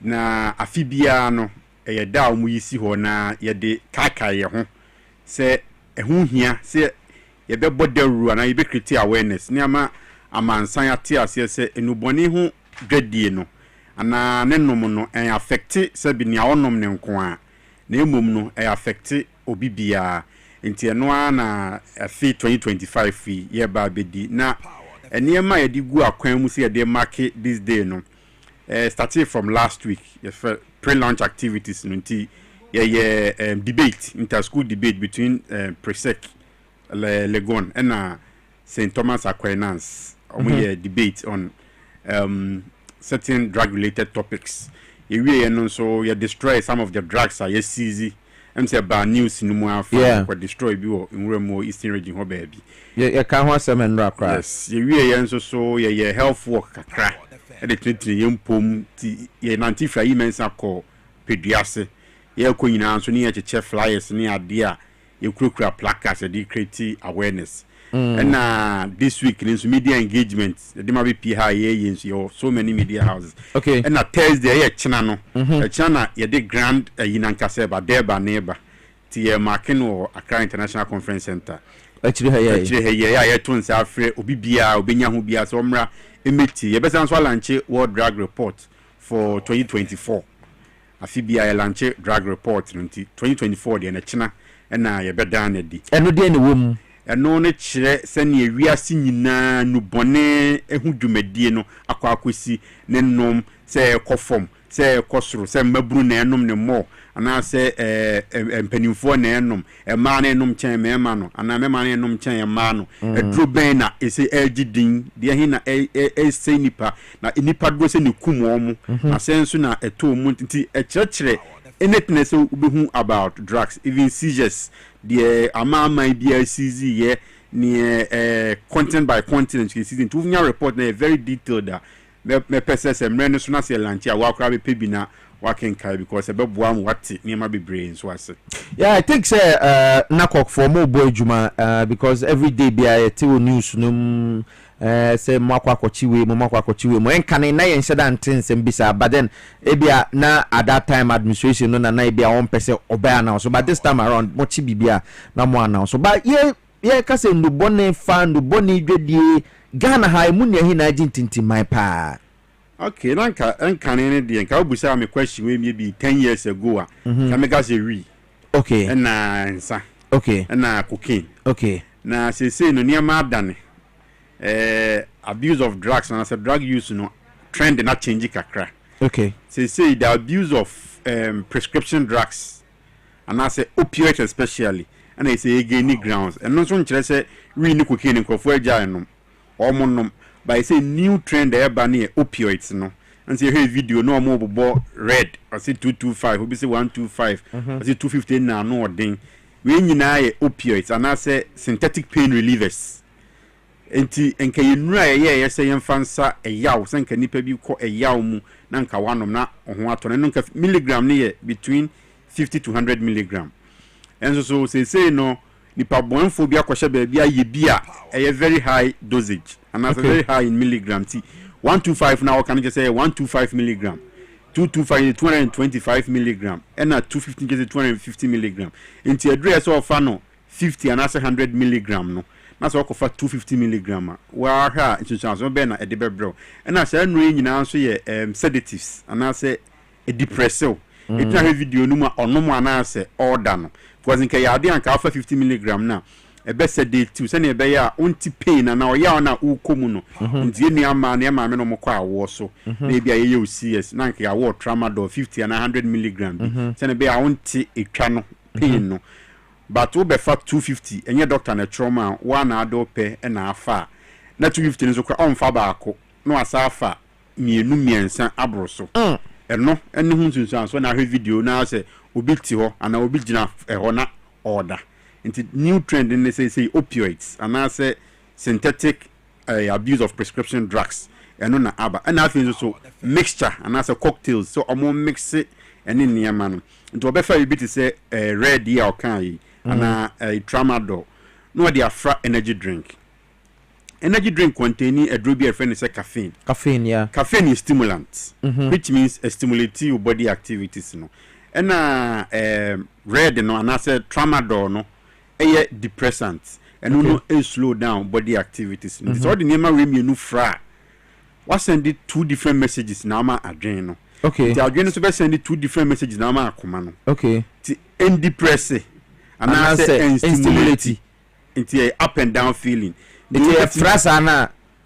that's why he no because message dey be ma adren ni pedua no a wrong message because can normally stimulant caffeine I say we are elated we are energetic what say the depressant be afra emoso kwan so na eno so depressant akoma no kra bo irregular it had to say my minister say obi tweme wa ha no obi tweme wa ha yes I say me who be because we want the nti afi de na waka insinsem na wo driving no ko do why junction na woni ba bi e say o turn for signage bi ani ho na ye boss wa ben wa akiri say won fa ha the way that was say confused no yes sa na ya na ama adwen na ye sa na adwen ni pedua ni nyina ye eni ti na ya na ye hu say omote lorry station na omoda na omoda no obi kura afi obi timi gina obafi agu ne ho because adwen ni hu ni enye because ufa to say opioids tramadol ni adi overdose am I nauseous e betima mo afefe etu ogina opa bo so afie agu ne ho obi gina ma obi betimi ajo na ni obi just the way no wa bie na ni no mi bo bi da kwa han na ni sa onu to him no mi na ni onu hu ni say bi afi no ha de but wa wo jeje say na wa na ni sa because wrong signal na wrong message no send ama ni pedua no yes nti this is so ana say nia enu no etimi de bre ni awonom ne bi no okay eti na kokfo the same na mekan no mo mandate any say mo be boan say na be asa na ma we nyina enkoso ye ntonton sa na ma we bi but it looks like still na emrante odu circle sisi ya omo ho kwa assignment sisi akomadina sisi na kohwe amrante no e wo ho wo mo nom eduro no bi anim say we mo de eno ana omo nom we bo de eno ana omo nom adentina still ne ton ne mba fom so busa the mechanic say I had to say sikape boni the area de make can say police for a body roofer careless driving but still when you drive ni bia or be drive carelessly yes a police for model rule and as a road safety for model rule sana enubone hu dwumade nso akwaye ono ni sika pa opening no onfa ho ni dawru a wo bo anase arrest a wo ye ena mpepi no omu eton esumase narcotics control commission entime nwo ba bia entinya ye ne say more of public education and awareness because you believe say demand ne kofom a ye tufo body rule no mabro ne ti ase sunsanso e de be brom say ne meti a mi ye na say demand ne kofom a supply automatically also go down because obi a meto a wo nton ba ne ono wo ton de ono no onwen nia boni a wo di anase sunsanso a ono no e de bring nipa no ne sika a wo pe nti we continue see e be ye rates anase ye be chichi wo mo a but still and e bi so hyemu a you be say you count on public information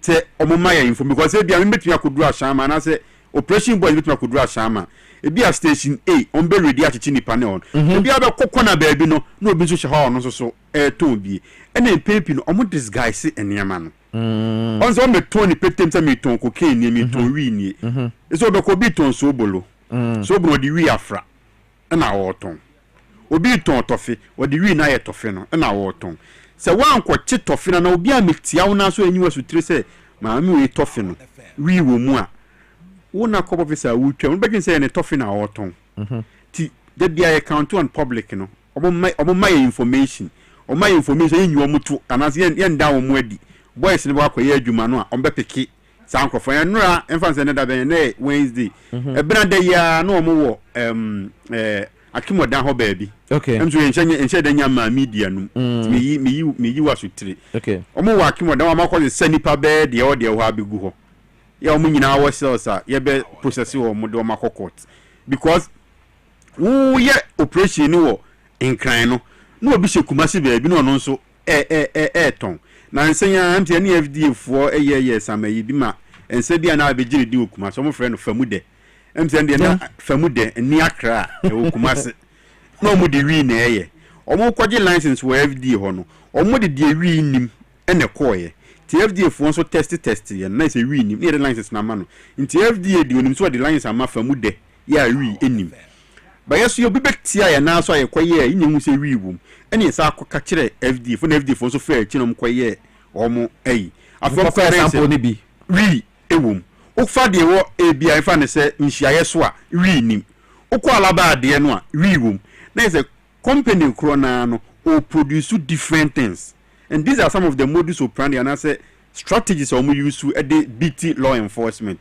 nti adwuma ne de ye se ye be chi wo mo ye be stop but almost so they are trying to come up with new and better ways but the American government say bia wo hwe ya no pay na wutie na say wo dwumadie ne say wo de nu bone na wo beton de anya usika we are coming after you the American government you will not know when e be ba begina our doorstep but we are coming after you wow na eti we nyina mo ye mo operations ahodro mo surveillance very high adentina no to me penetrate eba Ghana ni nyina se on se ye fa Ghana ye wo 3 points of entry air water and land yeah the airport and ye adwuma no eno ko airport a niema adi fam na se utiti niema isizi wo airport also sport na the same way yes sport the same way na akọ port ne nso so a ye sizi niema wo ho na mpepi de ya na eta fam no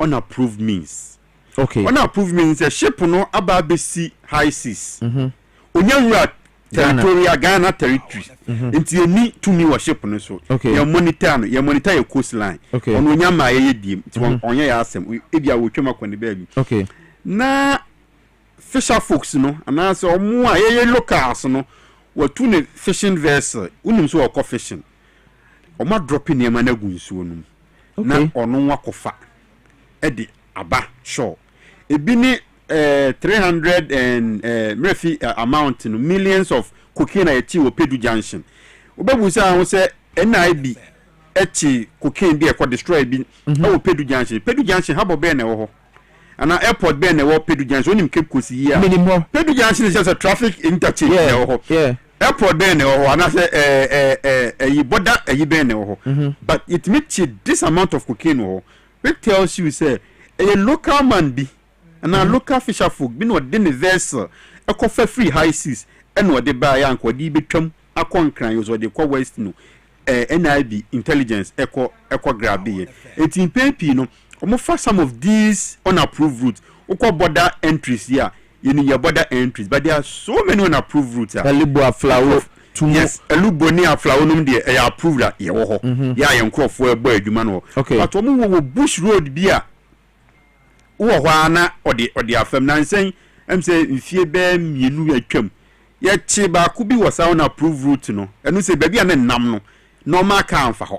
But no, you use 4x4. Yes, we had the quad bike, and you do real more, like I say, almost 2 them. It's in your dragon in a car, but any panic dear, say, Utimi, Vota region, her baby, Muramu baby cry, flower, chiho baby, or no, the Namuranum baby. It's a Mama, they who say, be as I nip away a quack or tons and bonibi, a public and no near a Jumanimu, a universe, your mood is now using the no problem, but the Ghana for person or moon is a more ye Juma Ake Besania man. It's Munim say I'm for to me to be free high seas near there. Eba and no get into me Hoshe. Or you between we be and yet all the baba. But yes, you're why yes, you are then yeah, bo timing. And then paying penny, sending a medical can public no, ya da almost 3 years with a bois. Because there be a memete fisherman oko siwo axim baby.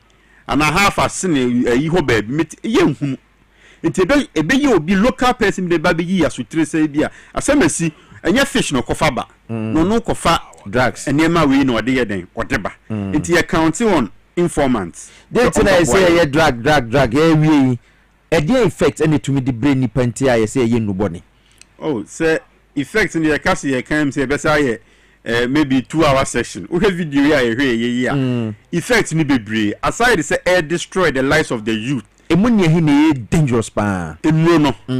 Enono ebia dangerous. Na emum ni ametimi aka say cause the most harm opioids. Nti sa no na tramadol, heroin, tapentadol, morphine, codeine. These drugs cause more harm. Harm no is overdose ebeku instantly because it's sedative. Once no slow down activity. Nti say o ma de ko overdose one drug ebetimi akun instantly. Anku instantly so Anku instantly abaye addicted. Any different substance use disorder. Say na brand na cannot say or sorry anopa or so okonumbi. You easily get addicted to it. And sana omo de one enso so no. Panie na omo share no so de no anu nsunsan so nam. Ubetimi anya hepatitis, ubetimi anya HIV wom, and because we omon clean needles and na injective wom. And once you become addicted, untimi nya adwuma bia because what say it impact on the nation is a productive to be form because we reports number 2 say between the ages of 15 to 65 people are already hooked on to some of these substances.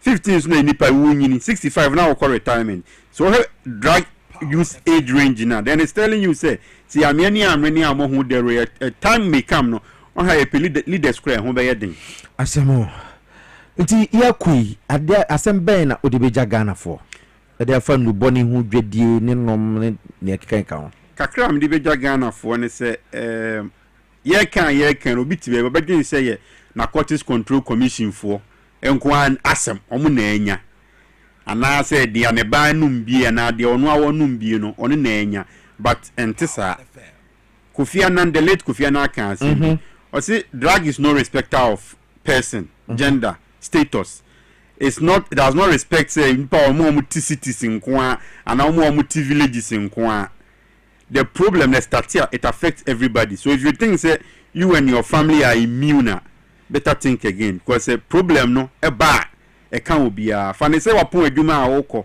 na infant say baby am free by me free poku ase achi o baby na ba ha na wapon adwuma 5 pm no aja unika ana wo ka mpo na wo drive na driver na ono no e twika wo wachi ono nim so wapon to watutubi ena odi wachi no na be bo ka to o de fan say wanku wampra mpo ba wa say ka yes nti say obi aye concern sani am XYZ mama ya kwenya power FM mama ya kwenya betina ha no e obi a said ye nya narcotics control commission ko a obi ewu se obi di nuboni hu dwedi ana se nuboni hu nsensem bi na opese oyi masotra onye den na yempo obetimi aba your office so Alliance Française your hotline so hotline ni here no betimi ahwehwe me ti we Reese Hakim Odro deputy director deputy commander Edema Narcotics Control Commission ewo Greater Accra region wono ena ye ne bon komo na no pay e dia fa enduboni dwedie ene ne nom ne nsunsuansoa e di bani pass watchna World Drug Day nti in a build up to watchna event a won be no eno ho komo ena ye bono nti ye wie dwumadie no wo the hotline ni tudwa obi ton wi tofi obi yese opese wo yi o maso tri wo mo ena abayama mo tumi se wo mo ncheche sa ankrofo no me pa cho hotline ni esen. Okay, nti wo a wo information bia so the Narcotics Control Commission no. Wo frɛ 0800 0800 307 307. So 0800 307 307. Okay. With erofra obi anto hwe. Toll free number. And one so about 0800 307 307. Na o do information at 0800 307 307. Reese yada se minim se emra no yabesa adidi di sankomo we yada se emra ni kopay yenti mayemfa ensia eti Reese Hakim Odro deputy Greater Accra regional commander for Narcotics Control Commission and awote ne nka no enuboni adwadie ho nsensem na anope yede ho nsem de abro na anope ma wo se sunyanefo he pa okay mikromfo. Anyway, good morning going out to you, Clement. Clement Oshe Usunyani area 4. Anope yada se any more Sunyani Moshe Emilian so Usunyani ono so eshe ye sa Jumadi we kosu Dwaboase ono so say power from Mubwe Juma Salome and so wanene ba obansima omoso hwe ewo sunyane sunyane fo de ne de nyasem ketwa yada masemo kwaso anhwe sa Dwaboase Jumadi no yeguso aye ko amanfo messages kakra yabeke kan ni nyina edi ama okoso ana so fa adwenkyere bran koma yedi wadwenkyere enesen ewo ho betumi de ho ensem nyina aba wisi awie obetumi akọ ntino yetwa ye ho na yaba messages ahodo ni nyina bebre na ewo ho koma yedi ye bibia wo opesa wo kano ye live on Facebook pa 979 FM ewo Facebook like ye ne follow ye na TVXYZ and so Facebook obetumi like ye na wa follow ye na wa wadwenkyere aba yede Jumadi no yebu yemu kakra na yaba na yaba yabetwa so ene ensem bebre si wa parliament ndra yaba betwa ni nyina so de amamo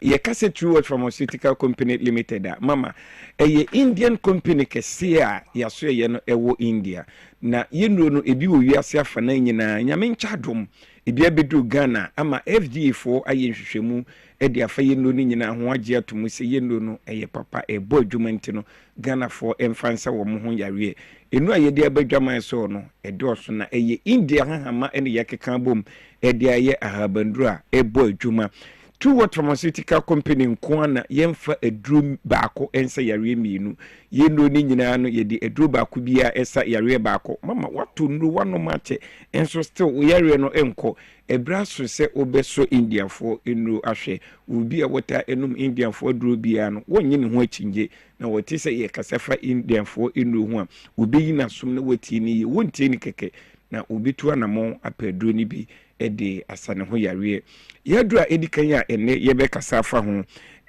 True World Vision Capsules True World Vision Capsules mama aduro ni din edi True World Vision Capsules eye eni ho adwuma nko a enu no edoso odwaman so ntimi pacho ukọ pharmacy drugstore herbal shop ana baby ayeton eduro na aye akai na fa True World no so uka Vision Capsules nko a Vision Capsules ne doso anhwa ne yanyi Indian fu aduro ma ne yakoyi eduro fufuro ene de amawo enti aye akai se eye True World Vision Capsules me pacho wako hospital na doctor akacho se wonya glaucoma ana pressure be wani no so a pressure eba woni kosua no so a mepacho ekose intini kese bia ye friend optic nerve ekonati woni ediba wadwum edumboa ema hunade se ehun tochima ema se ne usi hunade no eba fom enkakran no wontu anamo a eba bedru mpempensuo bi untimi hunade kra woni no eba befra mepacho bomodin na hwehwe True Worth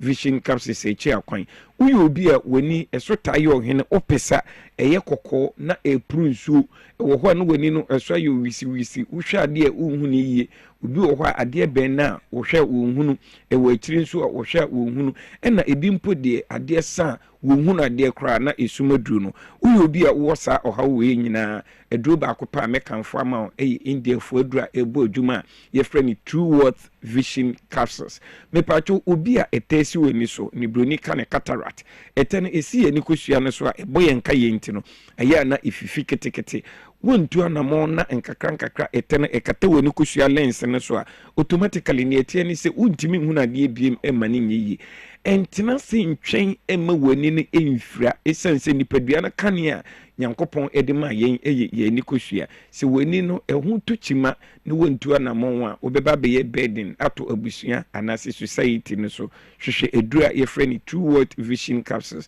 eni baabi a wo hwe yen free ana wutie yen free bia no ye no ya to apete Ghana fana baabi a enti baabi a wo bia no onse betimi aka aduro ni bi na ye kasa ni nyina no won se ye di True Worth Vision Capsules ato TV no so mepacho fa o mobile phone no twa anase hwene nso se ne ebe na okwa yemfa achinchena enkodan asokwa na yebeyi edupa no ede amawo mepacho aduro ba ko a mesia kasa fa ho eye True Worth ye do ye friend joint fortis no eye adwuma ewu ye nompem ene yaposo enye painkiller na mom ni akofa yiya no ede aba unompem ene waposo no ekosiesi eyi ni nyina edi free honum mepacho ukutudwa ho no emututu ojo ho a enji untimi nante so bomodin ase obehwehwe joint fortis echi akwan obi ahunam tutu sasabre wo so wo chiri kasei waposo nyina eyo ya uye adwumadin ti enu anwumre no na waye hudwo mepacho unya joint fortis a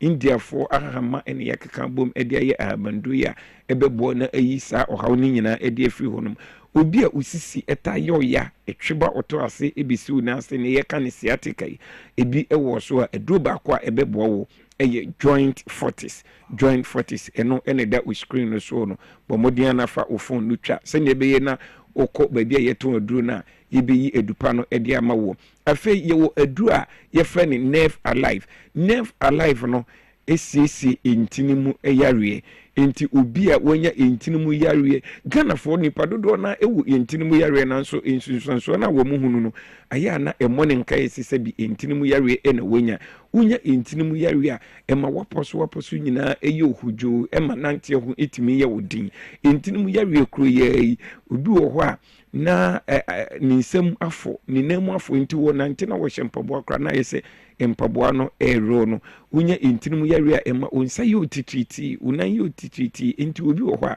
wose anansi achemenan mepacho wonya entinimu yare hyene nsoma me entinimu yare kro ye ema obi wo ho na wo nante ubonse ayese pin anase panie bi ewo unamu unsunsanso we nyina ebonka yese wonya entinimu yare emema dodo na wo monya enamu mreye no eye entinimu yare esense emema ye bema no dompe bi anim eye entini nko a entini unya entinimu yare a etimi mo ye mre ewo keteso osa ohawo nyina bomodin ase obehwehwe nerve alive na eno ene besiesiu eyi entinimu yare ni nyina edi efiri honum afima menkasa mfa emadru a ye frɛ ni Ladyford we oba na sabi mpredesa ensufin bi gu we oba na enka ewo wohimfio we oba na omensis emaye omensis ne eba wote iyaw we oba na sabi bosomi bi akosua wotono ovulation period no eba na akosua no ahodin enuma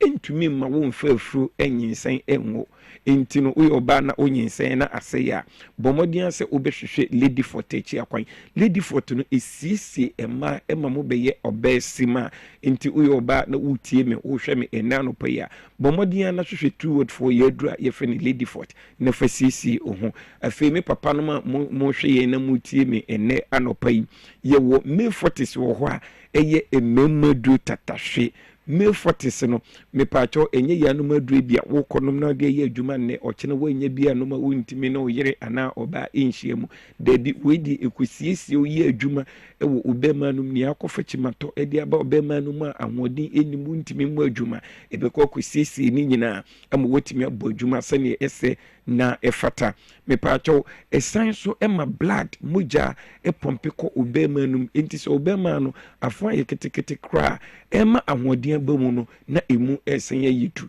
sane ebe ya obetimi abo adwuma ewo kete so abribia me pacho ye ko yeni ma me fa in telephone numbers no entudwa ema obefre 0558 724 302 0558 724 302 0558 724 302 and 059 558 2628 059 558 2628 059 558 2628 mama ebi ana ebrenti yentumi amo yare no so bomodin na fa ye number no na fa ye mo amo hwe ye ewo TV no so no eda o screen no so no bomodin na fa ye na nanom se oton yare a na unya no aduru ebi ana o yare no eye prostate o prostate aduru tatahwe wo ho a ebeboa wo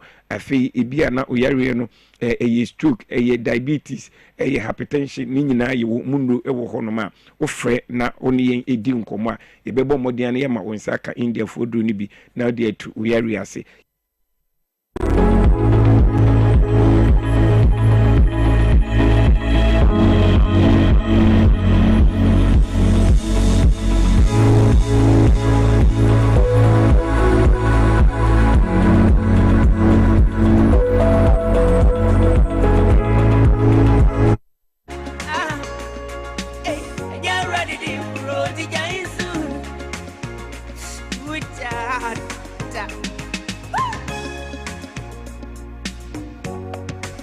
And you're ready, Daisy Jaisu.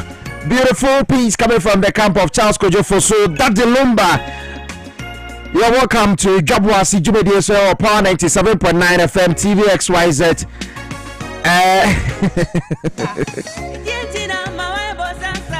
Power FM. Adentina ama waye bosa sa adentina chese Daddy Lumba eto nyoma de ama ne maame amesa na no pay enye yankopon de nti Jaisu yare be na aka wo wo bre anopay maame nkanfo health alert clinic en fama yare amasese a watoba ha say diabetes, prostate issues and as a typhoid fever ama waswa ye he adaroma call health alert clinic ebetumi aboa ama wonso ho ato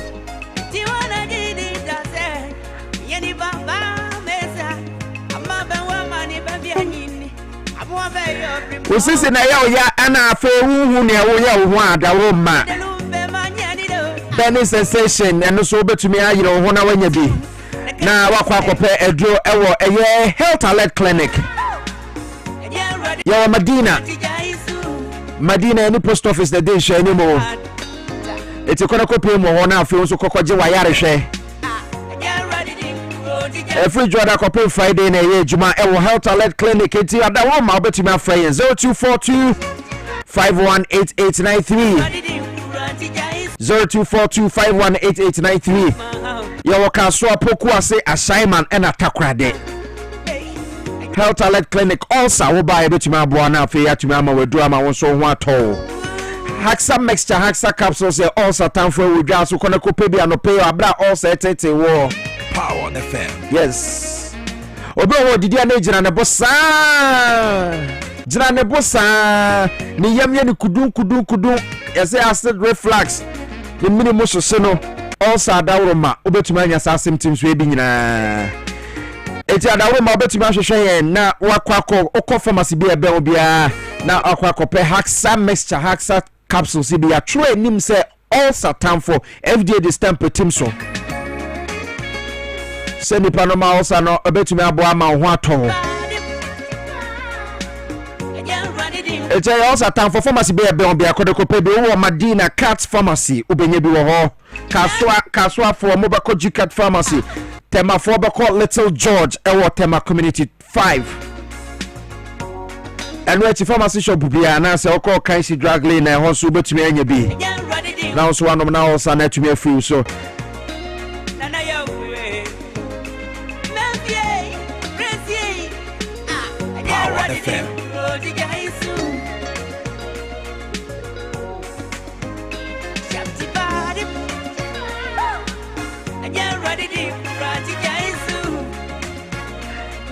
Ebeko Livestock Educational Consult na yakwa kobo enkoma no pay dia fire madachi wo se na mi se ka kire de bia no se Monday ni Wednesday bia yetena se na ya boy ma no ho nkomo Livestock Educational Consult say ne wo ye parent ana wo ye wofo ana se wo hwe obi ba ema no niam bi wo hwa se wo hu onkola ho eti eno na ya betena radio so ana ya chekere mo maka cho se nye politics nko ana amanyo nsem kwa na ye ha ye apomudi ho nsem kakra na ye adisua ho nsem kakra bibia bi ye di ho nkomo Dwaboase pe na obenya sa niam we enyina nti Livestock Educational Consult de ye ba ko suku anope na suku yi ewo ho abroche curriculum na yusu de chan kola de oduru wa niam nkola didi agrokra ma o madwemu bi nti wo ba no 6 months to 6 years 6 months to 6 years ye ji omo ye bie Saturday nyina opese obaba school ye betumi age no na ya hwe no entrepreneurship public speaking art ye chere nyina bi wo ho Teshinungwa ene ewo Teshinungwa estate ye ben Lejokuku Municipal Assembly no street no ye friend Mango Street friend 0249069821 ebra so say ye ne Madam Time Bomb wo Livestock Educational Consult twetwe enkomo efa ye mano ho tie bi ebeboa ye Livestock aba once again mincha yen etifu na yen ahwefu nyina na mincha SST my one and only SST na ejuma power ye Ghana churchful ejuma power ye and everybody who is contributing to the growth of the nation and a paying check ase enkomo ho na eteman kadama na enyim de ya base na ye besiesie enyama ye zenyama egu akwemu ama yen daachi wesie ama hen yenye baby akọ yen zara nyi nta wode yesiesie no mo ye oi da ma ya ye yen ho style b mama fan relate a typical mother wow fufu for no pompero was no to form oba denda na dema but onya sifom onanto akru na ebien pe no onfa no ho ozago wa hwem mpo na asoma oba na de we go na why mo do ye onso do ye dem miss my yedi shase na dema ana we de yeziwie and pay say yetna ha no what man kan educational time bomb do ne ya betin na obi baby said the one of them was them jumediba that making well, Let's Talk Educational Consult. Now, Let's Talk Educational Consult and Abazan, why you're so extraordinary. Morning today be an educational time bomb. Me pede me to hear that thing. Mo fama oba master, you be retain my impact ama mo fama. That thing will be nya future. Oba ma wan kasa we hu there. Ma bomb bread today. Day na my year. Day na me change. This is what I'm causing. I'm watching it be afa baby money to do in ceiling. No one can be said what am I going to do with my life? That is why we sit here. But Let's Talk Educational Consultant. We are located at Teshinungwa Estate, Yeben Lejokuku Municipal Assembly. In fact, it do Lejokuku Municipal Assembly where their court is now.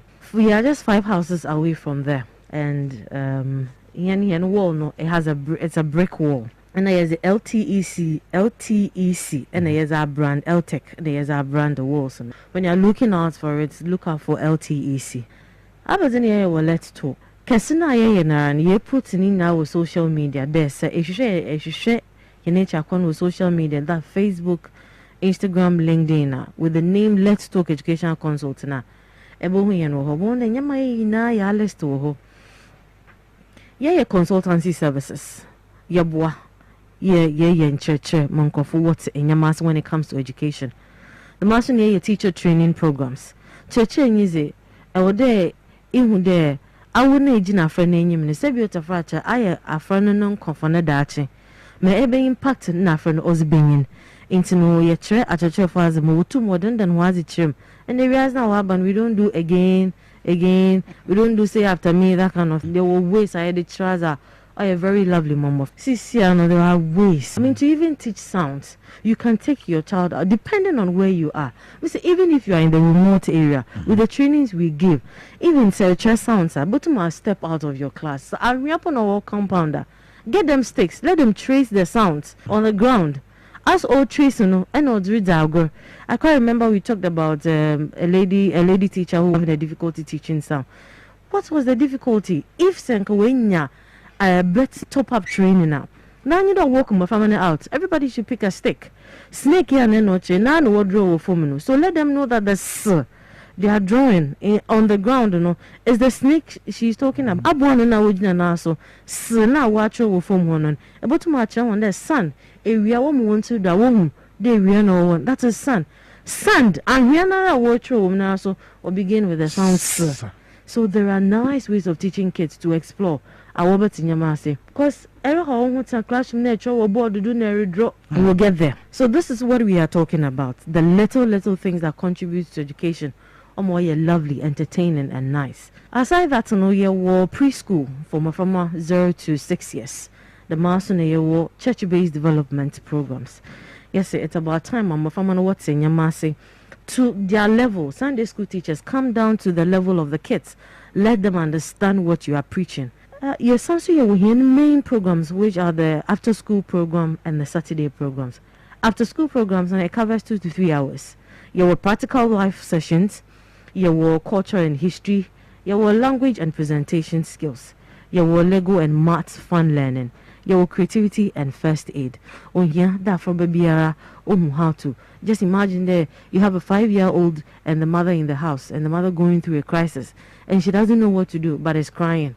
How? No. There are kids outside who have been trained. There was one 911 call I listened to, a 5-year-old complaining that ne papa onto me breathe. Now this is not on be that. Now one funny thing about it, I think she's been taught a bit of practical life, how to keep herself and all that. In Tokyo, you know, on Sunday or she tank top. In Sinister one what ambulance in war, but I don't know. Before baba. Okay, no, she shouldn't go. On stay with the father. Okay, papa there, everything will be all right. A 5-year-old. It's about time we learn certain little things about here. So we teach first aid there for our after school programs. Yes, Saturday programs, and as the tradition goes, entrepreneurship training for students. Yes, also personality development, creativity and exploration, reading and writing clinic, and then IT training. Your programs are over here because as I use in classroom, they don't teach us how to make money in the classroom. How to make money. The only thing we get is the concept to work around it, and that is mostly on paper. Have you ever heard a parent or a teacher telling a student that this is the first or the second exams you are failing? If you don't take care, you won't graduate. Another, you won't pass to go into college. Another baby. I wanna we demoralize. That's not what we are looking at. I know kids who have graduated, who are SHS graduates, who when you wanna kasa in a way, now they are timid. Or feel it there onto me BM. The father feels he's paid all the money in the world to give them the best education, but they didn't get it. And they didn't pass an exams. Into Papa Neraho. Yes, the father has the right to be worried, to be angry. Why? Because to them, they are providing you the best. They want you, the child, to also learn and get the best. But what if it's not from the child? What if it's from the way they learn? What if they are not getting the right thing? You need to identify who these kids are, what they want, how they have to do it, and how they have to go about it. Okay, and a payment years in Komo kakra about knowing yourself before age 18 years for some time. It's about time we get our kids to understand. You know yourself before you are 18 years. From 5, JHS graduate. They say, wonder what do they want to do in the future? They will tell you nicely. But how do you go about it? They don't have mentors. Sorry to say, parents are not having ample time to really help them research to get to know how to go about it. I was talking to a young man who wants to go into animal science, and he loves dogs, and he appreciates dogs so much. Then I started chatting with him about 1 or 2 things. What exactly do you want to do? I want to take care of dogs. How? Stuck. And he wants to go into animal science. And to be a veterinary doctor outside is a whole big offending entity on its own. But then I asked 1 or 2 questions. Okay, so what are the type of breeds we can have in Ghana? How many of them can survive? How many of these dogs do you know? And then he started mentioning a few. Onyim German Shepherd, Onyim Golden Retriever, Onyim Chihuahua. Let me send it in Ghana here. How many people own Chihuahuas here? It's a question. But he was just standing there.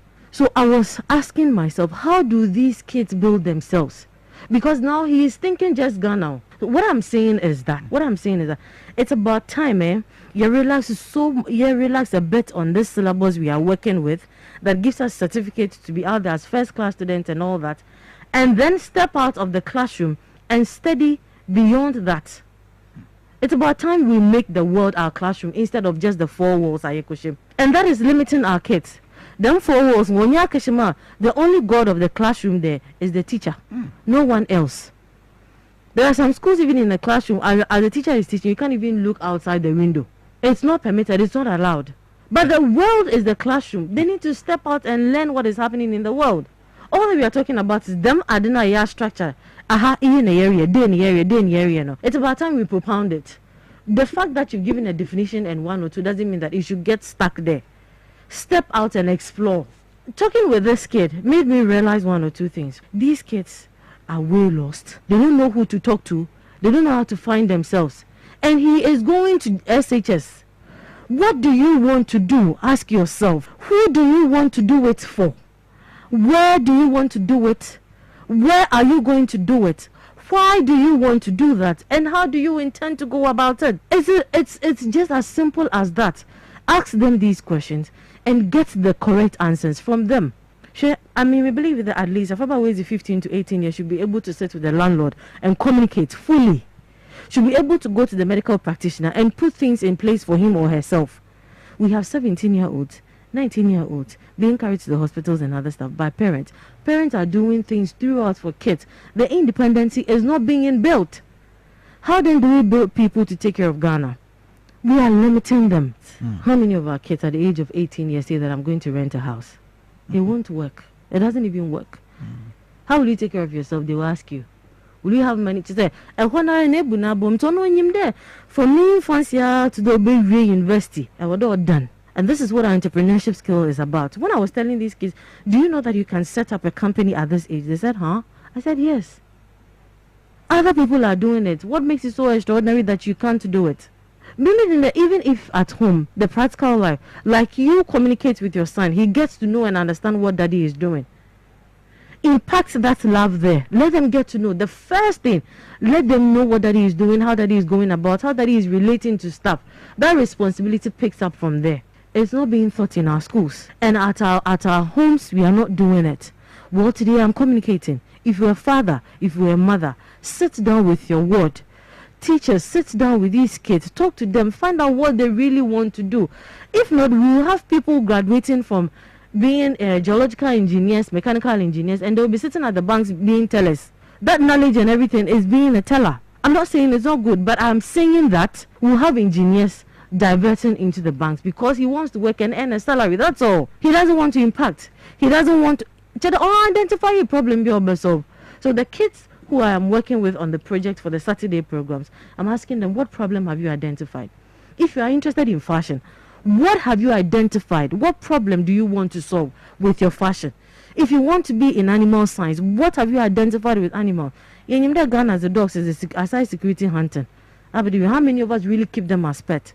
And if you are going into that, how do you explain to the child that you have to understand it this way? They not say, they need for be for them. Can you do mentorship? What are we doing? What are we doing? Let's know that we have a lot to do.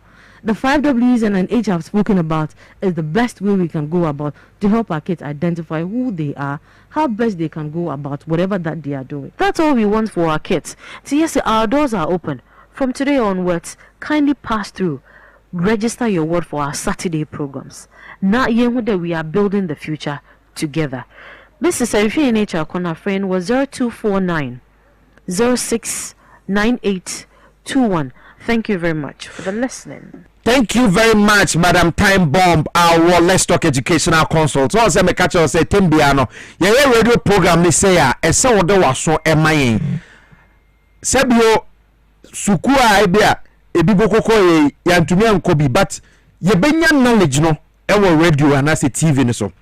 madam time bomb beboa abie wadwene mu as a parent so ye awofo no ebie wadwene mu fa ne ma bi ho se na be ya wo kene bi wonso wo ma benya ba bi papa bi enso atumi agina sabre ye tena se ano no na oman no atena se na yatumi akwakobo enkomo ewo eye kasafidie iso ye wa Obrempo atrase. Ahaba. Atrase bi. And papa bi wo abompe. Na me papa bi no. Your friend of say. O say ya so no obrempo atrase dia. O say ya on obrempo atrase na ma pi. O say na ma pi ko ko no. Kese o transgress o bombe ya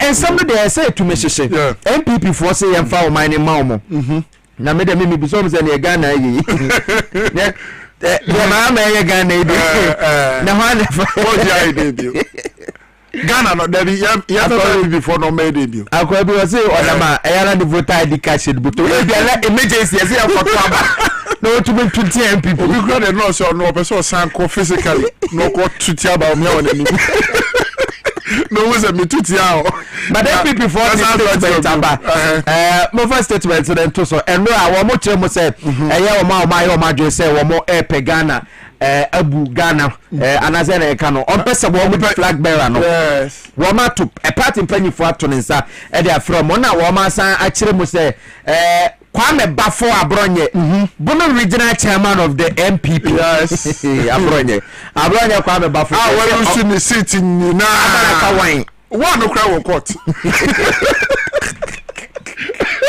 One win na shana anya clear. So constituencies seat ba kope enaka. Eti eno no ba omo chemo say New Patriotic Party to invite all presidential hopefuls takes disciplinary action against Bro Regional Chairman Mr. Kwame Bafo alias Abronye. Eti National Steering Committee no of the New Patriotic Party now omo say omo meeting Tuesday 24 June 2025 and omo resolve issues be as follows: one, to invite all personalities one more declare say one more ebe presidential primaries no 1.2 refers the Bono Regional Chairman Mr. Kwame Bafo alias Abronye to the party's National Disciplinary Committee for breaching directives of the National Council, cautioning him to refrain from making unguided public comments. Directs the immediate cessation of caucuses or associations of present and former party executives or government appointees holding meetings with presidential aspirants in breach of party regulations. Steering committee no na district we aba Abronye kakade so mo say na me man for en campaign en kaze me support on there they say bro as our studio we be studio they say I on the photo studio Abronye ko to konso at microphone be studio on the babedi nejuma so say ya hore the no National Disciplinary Committee na many Max or Mahama and Chitren Komo or a Bono Regional Communication Team member Kanena or Penya Wada health insurance or Jamai South or Sunyane. Maswa, good morning. Good morning, Yame Adumo. I mean, wow, operation. Kenya Gwazarada. Maswa no pay a flower your bonena Abronye as a Uhuru Kayo, and I'm a boy. Never come to much what people now. When they as a phone to air show, the park comments to which your beer. In the Moravo, the rap of Ade. What the other thing must say? And say, oh, for Bono. Who could do Kaya, who do a human? A demon kind for a couple would this year everything. The matter, and we say, only a good breath. Now, only be a what year. Now, one, we need flower in tone and found any nipa one. What would nipa? I'm not born for the year. I'm not born for the year. Na the only way cool abakotum are the New Patriotic Party one. The cool abakotum anything. before akukuda before babo brave and teaching equal ever Dr. K. Yamo, how do you want it? Let me papa, James Minister. Yeah. The cut of your back, your cut and back of the moon. And before where we saw all pet me who can Ghana coming now, and a woman and buy. The moment there is a before.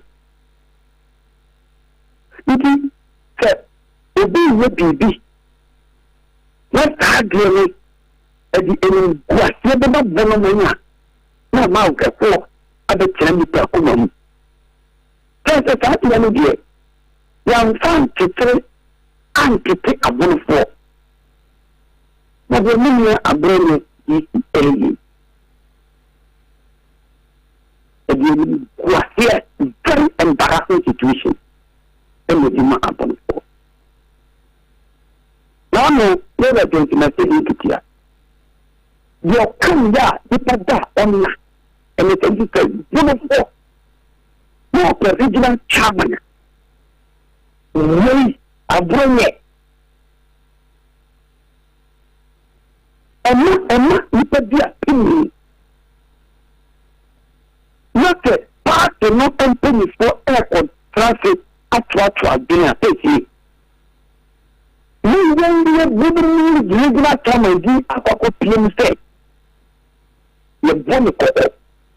Try to know you can be all the empty. It is an embarrassing situation. A idea with a guy. Na ai Maxwell enti one abronye ena na motesunyane one na aye adwuma wo party no ma we feel say dent na party ebema directive na wabuso because I know no kwa ena ye chairman e wo party no me that say me ni akran ni nton say me bu kabneza kuma ebe tire nipa akoma mu nipa mu ta se ban ni bi na wo yo that dey in fact enya abunifo suban said when you are doing about the regional chairman everything you do regional chairman by the virtue of your position as the regional chairman the party agentwa party will be on down when the constitution no class we are regional chairman who are a member of the national executive committee when you are coming akwada 38 years. Who is a member of the regional chairman? Who is a member of the national council? No, what you say? If you walk, and I want them to die, only a walk up to Usi It's a man million alone. Chairman, did you know? And in start actually saying more. Say, near who is because the key I'm walking on one thing. And this power will do what them up a big party, a chair party, because we have the suspended. Another year two with the disciplinary committee and can inform now what to get to form. And then see the ball. Offer. This are who say, the way the Nippon is going to power the 3 more. Let me start in the way. What we should be out to go and all them, Mammy, my way. A good in the paper. I'm not going to see a couple of that. Oh, yes, you show. Any frequency. For the Facebook Live, no one took place at that country, not country posted. A print talk, suspension then, a period of it not suspended. So we need to now the baggy back. No more open so any fear, we have to kill young war. Again, the back. I'm not what I country, and then I will. Now, if there's some question. Okay,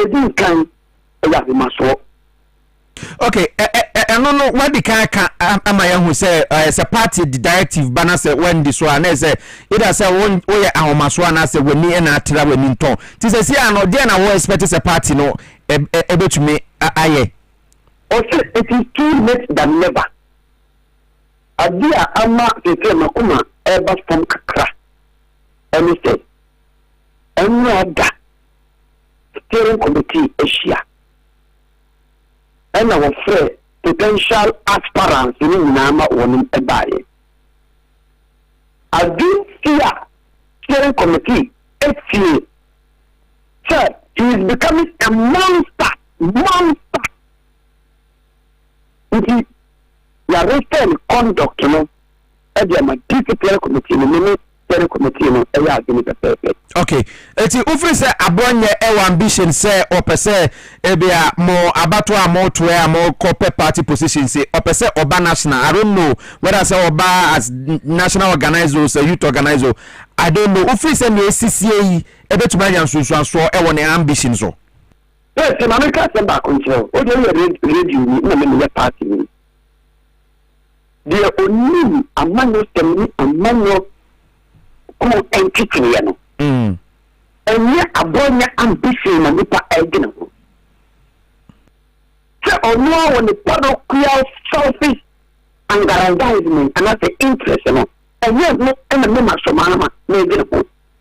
Deɛ me gyina ho ɛyɛ party no a new patriotic party. Nipa wo feel sɛ wowɔ ambition na woyɛ too braggadocious na wowu nipa na open national position bi na edi na wo yɛ sɛ edia ɛna wo nyɛ nipa because if the foundation is not good you can't build something on nothing and expect it to stand so wo stay party ni wie wo ti party ni wie a o national organizer no o pɛ ne wɔre ɛyɛ minimum nti ɛnyɛ ɔno ni interest ɛna next match ɔmala ma mɛdiri no na ebi na wo sɛ ne ni yɛ ni tuban ni kasa ni yɔbia ɛsɛ party no. Eti yɛ suspend na. Me say suspension kwan kesa. Adan. Me say suspension kwan kesa nso to wo. Me ni disciplinary committee want to know me to be ka di ɛfɛ mo because ɛnyɛ suspension kwan. Nti wo nya ya anka yɛ nya ne den. Nka yɛ expel no. This is the party no kura. Because on the monster on purpose ni ye. Onye obi onye nkabo mu. Ebi ni pa adina ye. Okawa or city or study for public park. The such a character should be expulsion from the party. That is very due. That's not the dues of the disciplinary committee and not the national executive committee. Media to swap party because I'm going to no. I mean to no. Then you said the abroad STA. Obi a ompam onlo ontia tax ontia to nso bibia no odidi oda eto plant akese to dan akese because no be entity and one is YouTube a o say party ya when the eto free say one sanity media please check obintu anata sumeti nebom ebro agreement akese so nipa onye edimo bia nipa onye kwemi onye pani na ka nipa no etimi nya agotoso na kitchen anase dentu edi camera etimi so na odidi obi aken media magini anything obi eni senetia wo ye tade no okay but obi ede se na ti na wo le faade no a kan nipa no on kan hu se e party no na wo se no okay martin abanya no onye obi a awo se party no na chimo no ono na so party no okay martin point well noted Maxwell emergency my fancy why na examine the affair na eboboba it's a best na wakasa biom ewo mrepem why Maxwell Mahama former communications director ma MPP ewo Sunyani East former your friend is saying manager at the National Health Insurance scheme ewo Jamai South wono and our ten canon former aide to former Brahafu regional minister asoma chreme Maxwell Mahama eno eti time no anyaye niaye eti quick one na statement bi so aba na yemboy no so fro Piesie abonye onye MPP for omu problem o saa na wontumi kura nye MPP for problem na abronye wontumi mpo hwansema wontumi kan panifo a waguo mu fi na abronye momo fa abronye nye enye scapegoat no mo nye saa so mo be ye bibia ma party ne ho ate Piesie make asem we bi osisi ne say the MPP should sacrifice the 2028 elections as an atonement for sympathy from Ghanaians. The MPP, they should sacrifice the 2028 elections as an atonement for sympathy from Ghanaians. That is staying out of 2028 elections. Said they be a Ghana for them and Poman woman. Sanya womo pa womo emfa obi biara omope se wakasa ene se miracles aboaje mu nyina wasanke yetimi suspend wom ade ensem na omonka wokromu a miracles aboaje wuntumi party the one directives our mind one directives ensem abronye the same thing as these people are maybe bomudin obi tse brand champion ya was wagon as national security boss on my young man for the max I show me name say woman ko brim Ghana for e wa ya so west wagon ori no senya kukuduo be ka che Ghana for say e yampa ono brand champion no ka say national security nko bo brand champion ya ba beto about 3-4 months to elections anka Ghana hotels ya ni anya dia nkokromo ya ofa brand champion ya in a democratic country like Ghana o jina simply so for microphone catch Ghana for nyina say omo mfa power ma NDC da ensida enen bana champion say wo ye presbyterian ti wakọ yemfa asofo mfa nensa emu no so na omo mompa yemfa ma no ebi so opese o meye mampani okay please enti MPP for mo problem enya abronye omo problem enye wuntumi mpo ena akoye miracle saboaje party no so mo pese enya kono ema Ghana for bi wa 2028 elections no wo mo fa mpa Ghana for acho so mo nkoi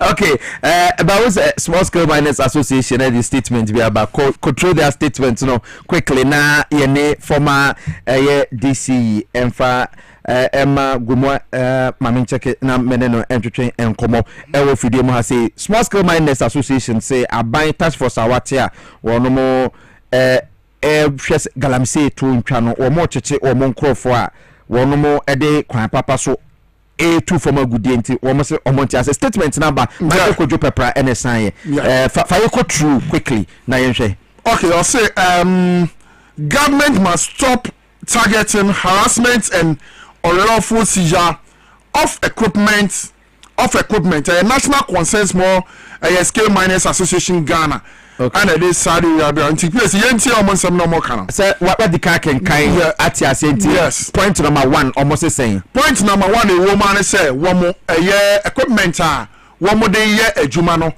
abai tax force a wo hwe say irresponsible man ye koso no etu betwa no omo sizi okay womo ntimi mom kwan mom ntimi enye den enye omadwuma womo hwehwa womo tai wom enti aban enyai number 2 ade me cheda boboso edoso nti no be ma me aboboso a okay so quick na ebi ko hokran so na equipment na task force for ejeje no omo de no prebi o esifie omo ya ko site here esifie na e ko ne akwa kwaje okay ni nyina aka eniema ha o madwene wo se aban ya hwe ni ya strategies are why so they fight it galamsey e say previous government MPP na enkosi aga emphasize targeting bia bem ase ye nwurawura omne ade hwe pese small scale miners no amo ka ho bi wo mo gina so ne yeti gold board the small scale miners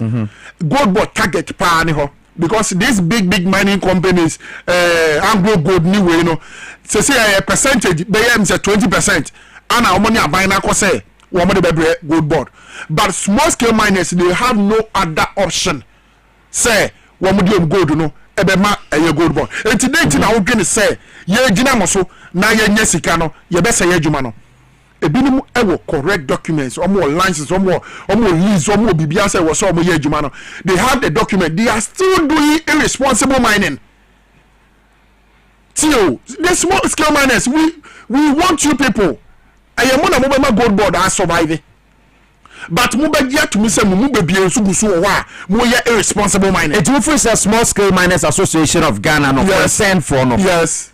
Omonkrofo ni bi abumra so eno na betumi amasa ade we. Yes, because anyesa na ukuta o license kuta o papers kuta obi bia correct. Na se wo ye correct legal mining. I won't say insurance sense embu forest entungui so obi aba na obesizi wade afa no court. All right. Mata no court na afie nko dinam. Yesaka Michael Kodjopepra ye na na betwetwe nkomo de afasa ade no ho because am for so concern say about task force to we seize mo equipment abra mo ye bibia kama sa eti no so issues a wo ho. Abusafo ye twa ye ho abasisi na yewra Jonamo a Jehuapia a we former MC and as a former DC Edema Gomoa East wobetena se na omayimu nsema ekoso no yebetumi a twetwe nkomo minim se ni constituency was galam say ni be ekoso ho de I don't know but you try one aba.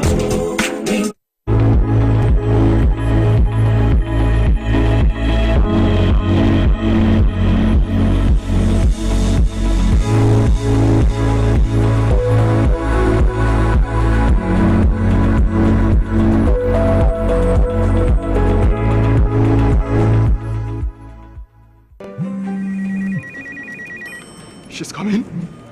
She's coming.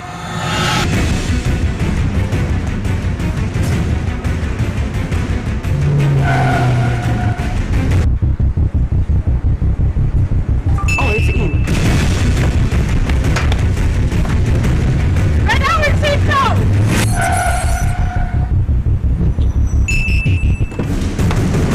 Boss, let's go back. Here, take this. She's coming. I know. Go to the pharmacy now. She's coming.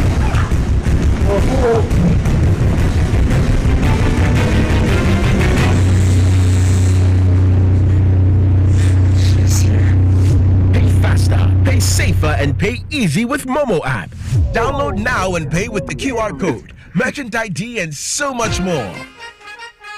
Yefema na kwa me taxi driver na enkane na misisi eso misisi na kame na to na twetweme binya 3p garlic misa no aboa me pa Obi asa miracle bi wadru no just ma funu pra so di sia twini anka me humi esi so kasi me humi ana esi so obi kasa di obi bi hye me so bi no na ye normal nti ni bi fi na ti no ti pa me sa 3 days ni na ebe na kasa de nyankopon de ayi bi ahodi che ma ye bi nya sam ketwa ana so we de metro aka so na me fa hye me nkwa na me de abe pa 3 years ni ana asemi gina wa me ne mo se sunya se me kwa me de na ko bi amu so much me dru abe 6 years ni tema bi am ye maji se ne me jana ta ya le ne nku mi preko ene 4 days ana me koto 3 guys ni stand bi tema me kase yanku pe no yam se ene ya me no kase me wa to me a me din wa me mte ase 3P garlic mystery ubenya bi wo mamu pharmaceutical shops and herbal shops Fred Piwak e 024-89-288-24 and 020-100-002. Ghana China Business Summit 2025. The Big Push. Labadi Beach Hotel. Monday 23rd to Friday 27th June 2025. Time 9 a.m. to 4 p.m. each day. Get ready for the most transformational business summit of the year. Organized by Sino Africa Group, Perfect World Company Limited, in collaboration with the Office of the President through the Chief of Staff. Theme: Synergizing Opportunities, Strengthening the Ghana-China Business Relationship, and Fostering a 24-hour Economy. Why you can't miss this. Over 70 top Chinese investors and government officials in attendance. Government to business and business to business matchmaking sessions. Unparalleled investment and trade opportunities across key sectors. Keynote speakers include Special Guest of Honor, His Excellency John Dramani Mahama, President of the Republic of Ghana. Other keynote speakers include Her Excellency Professor Jane Nana Opoku Ajiman, Vice President of the Republic of Ghana. Honorable Julius Deborah, Chairman for the Summit, Chief of Staff, Office of the President. His Excellency Tong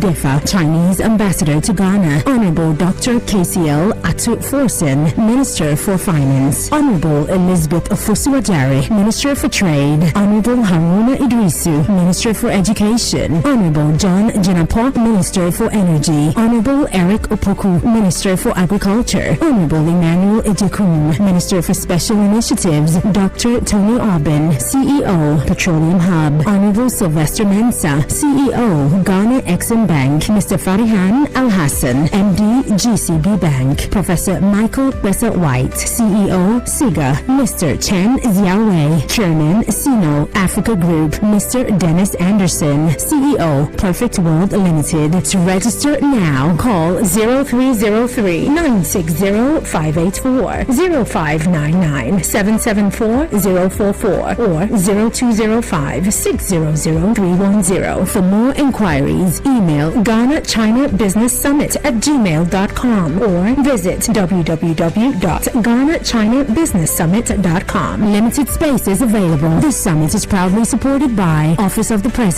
Chinese Embassy in Ghana, Ghana Embassy in Beijing. Media partners: Ghana China Business Summit 2025, The Big Push.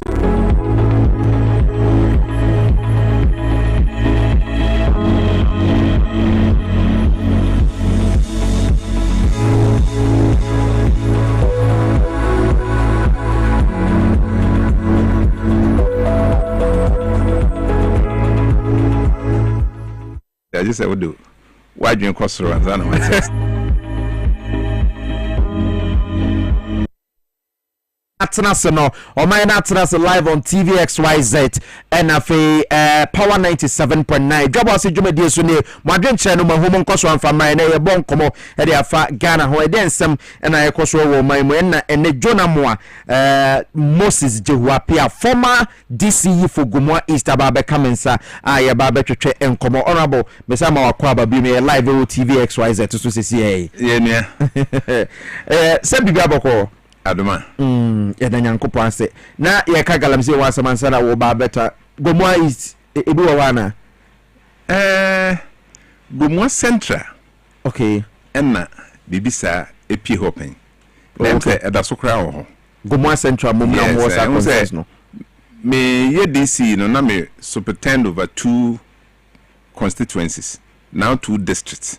Okay. Gomwa Central and Gomwa East. Okay. Gomwa East na ye hefa no. Gomwa East na ye Desmond hono. Desmond Petu hono. No mo capital ye. Ye capital ye Gomwa Potin. Gomwa Potin. Oh, ne okwan hu.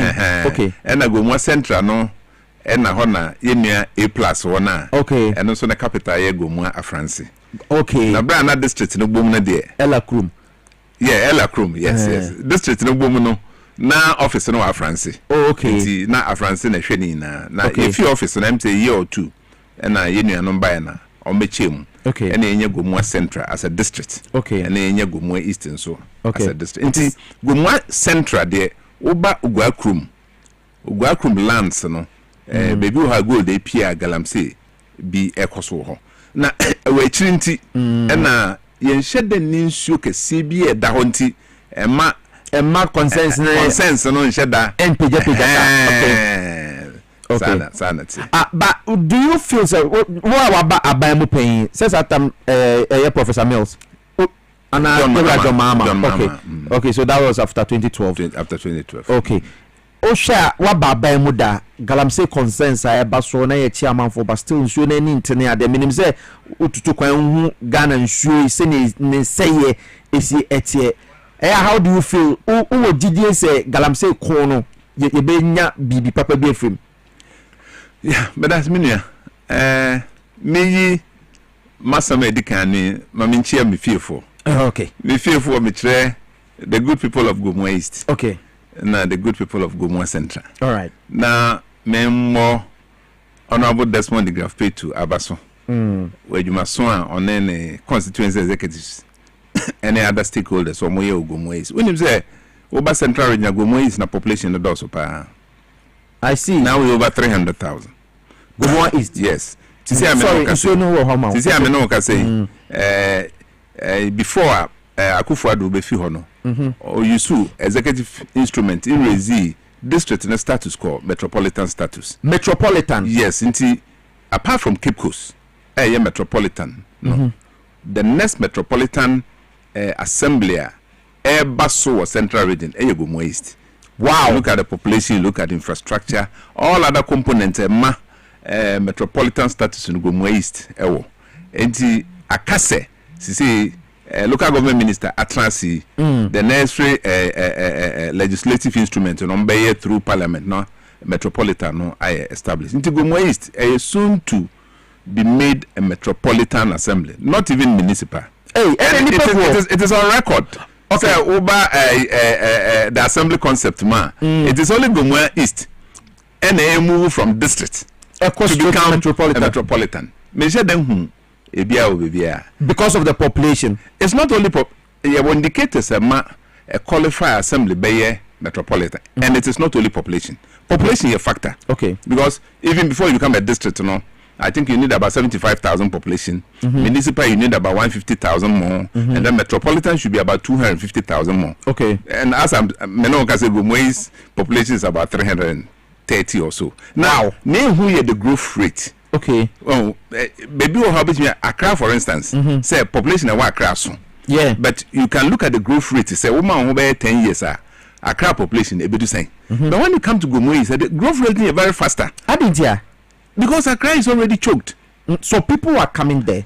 And a lot of people have migrated from Kaswa area. Yes, Gomo is there a part of Kaswa. Kaswa a part of Gomo is, let me say so. Gomo is there a part of Kaswa. Kaswa for assassin and Gaza Gomo for there. So as I say, Kaswa assassin originally Gomo for there. Okay. Nanka a market. Sana and Pennyfokan. We don't want to go into that. Yeah. But Uba Gomo is assassin at the whole the coffee.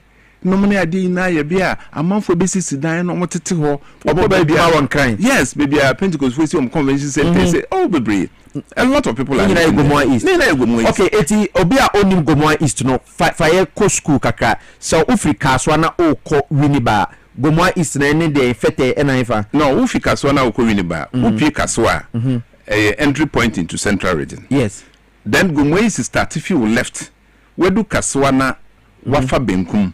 When we do roundabout kese no we do kaswa na umfa overhead no so okay ufa down na uba when we about to roundabout okay we try roundabout now 10 and now for left uko not more than 2 kilometers no enter Gomo starting from Yinyano Kakraba okay and uba kwa the coastal part which is Yinyano na Yinyano ne hold the I think population does soon watching Krobia Gomo East. I see. Na a fishing community. Okay. Na fishing community no oba wo eastern part as an ene gansa fufu bum na ye wo dam pass wo ho. That is also part of Gomo East. Okay. Na wo stretch the far coast na ba wenim kakra ba 2-3 kilometers or so according to coastal nautical miles na. Then you get to Fete.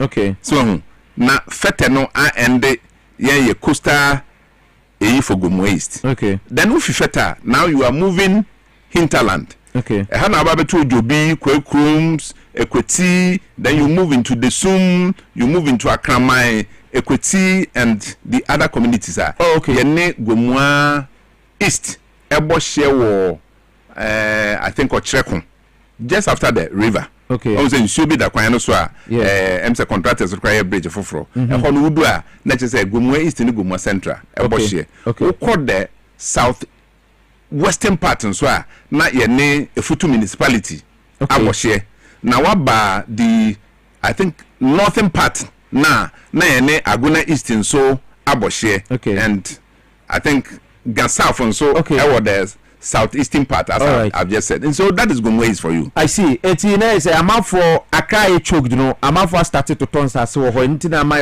I speak to you, because you can count not less than 15 to 20 housing agencies are 15 to 20. It may even be more. Wow. But real estate agencies near many book at tonsas. In fact, the future or the extended part of Accra is in Gomo East. It is Gomo East about Greater Accra no. That be Greater Accra as to send the Greater Kumasi no. Maybe we can say Greater Gomo East. Na as well up Okay. The population. I see. They say the Gumoa East ni to senior East any Accra nyina boom. Because all kwa say omu kwan omu ye no foforo ya. Mejiri so betumi atena wi ni ba abedma wa Accra. Abraham wo ba wonni more than an hour. Yeah. Maybe 30-45 minutes. Yeah. We be do now call. The only problem now issue. Okay. Issue a problem in the sense that original dam no mo build wo kwanyako long before ansa na mimpo ye women no. Okay. Hydraulic machines no aye weak akra. Aye weak in the sense that those days we see in the 60s no. They show the population na a feed omniswa. Now from Kwanyako through Adibura, that is Aguna East. Kwanyako is Aguna East. Honorable Pokria constituency. Adibura Gumwa Central, Gumwe East, Utu Senya East. Population Abaho still no depend on the Kwanyako Dam no Warren. Weja Dam no, but Weja Dam they supplied Western Accra. Okay. Inti Emma ensue a problem. Now His Excellency leading to the campaign Oba Budumbram. Okay. That is another hot community. Yeah. Very popular community. Yeah, the two name. And now share boss say, Obesha say, and commit me be with your dam no more. So I said, okay, in soon I bebemuna more. Okay. Now my a beer to me a supply about that area. In fact, and a pay said me can't we are not me for so I can't tell papa. Says I will not share no. Only so mine. Or call Brussels and no pay. Me sure I'm making only vice president to her and then the secretary Betty Dr. Callistus my boss on Toronto was a money fee boy sharing Budumbram na ama ensure FD the community because population does when you have a whole an area offer the Nyinyano Fete enclave alone now. The 330,000 population are making a move by 60% or and those are the areas of Muhinshu. Intiana pay me first quite ways on a mechium. Each year, I for Ogumwesi, and a mechia, and this for Ogumwe East constituency. Nambi the Binswa Ogumwa Central. We are one and Nami City. As I speak to you, one of Twaba. Oh, okay. And Ogumwa Central. Meno, the constituencies me nuntum. Yeah. Me am Ogumwa Central. I said na ebumenaija ebuchemu then you went to the other part other part. But A+ who is the member of parliament for baby Otoa Bay I see only majority for any business their boom we say is it because majority no and the crowd numbers be it will be a form because all the independent candidates they will do business with NDC. Oh, mean to mean cannot drain the but in politics, as I say, we play with numbers. And politicians, so I was always sharp. If you say, you say A+ in the background, if you MPP, and we winning elections as an independent candidate in our parliament. So trans no share on one party, on modern bo.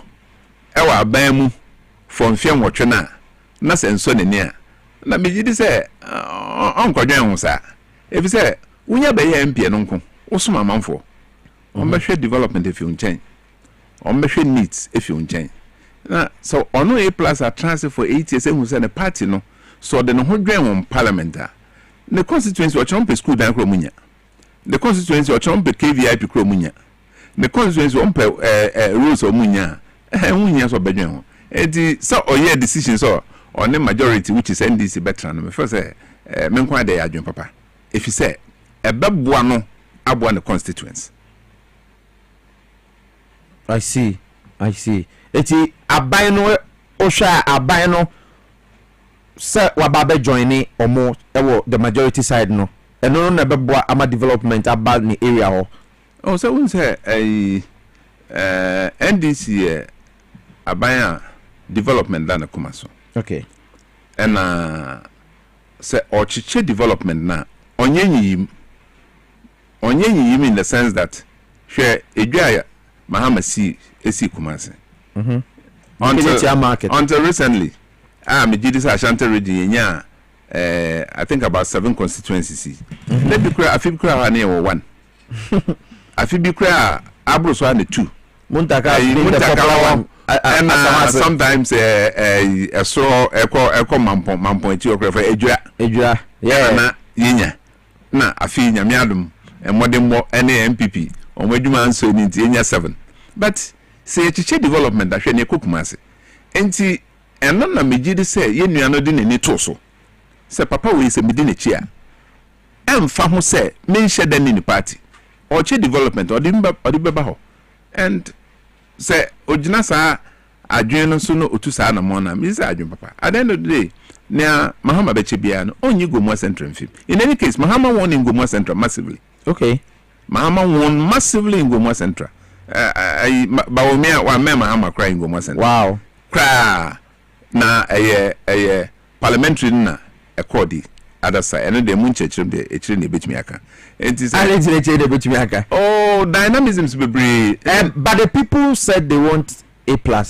And I say because of the activism na nipa no bakasa wo hia osemese no e bia na ejina neme bia yenso ye nipa no wantumi anye if say nipa be 16,000 to abama Mahama na omumu 10,000 to abama NDC parliamentary candidate na wo president nya mama akuma 16,000 ono I want to constituency ono onto na wa yama obrema why campaign ni nipa na hia se wulusu emu 6,000 na chese bibi ho na internal issues yeni na ye kana bonten. Okay, aha me say no na ma A+ the edge because ye wo hwe yen voting system na yen tan to abama president say ya to ama president ni eja na MP entensi difference no kra kakra bi e be 1,000 e be 500 e be 1,500 but difference in here be 6,000. Let's just say bibi ankoyi on the part of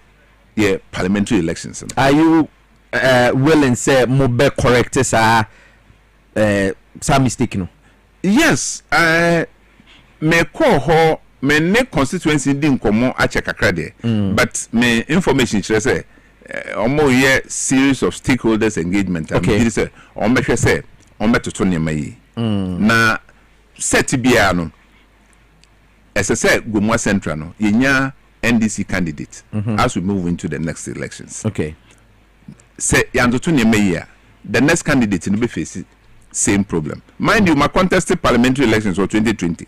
Oh, I see. Yes, after Rahen and Ajo when I'm contested, I lost. Okay, internet say NDC you lose to 2016, NDC you lose to 2020, and apparently you lose to 2024.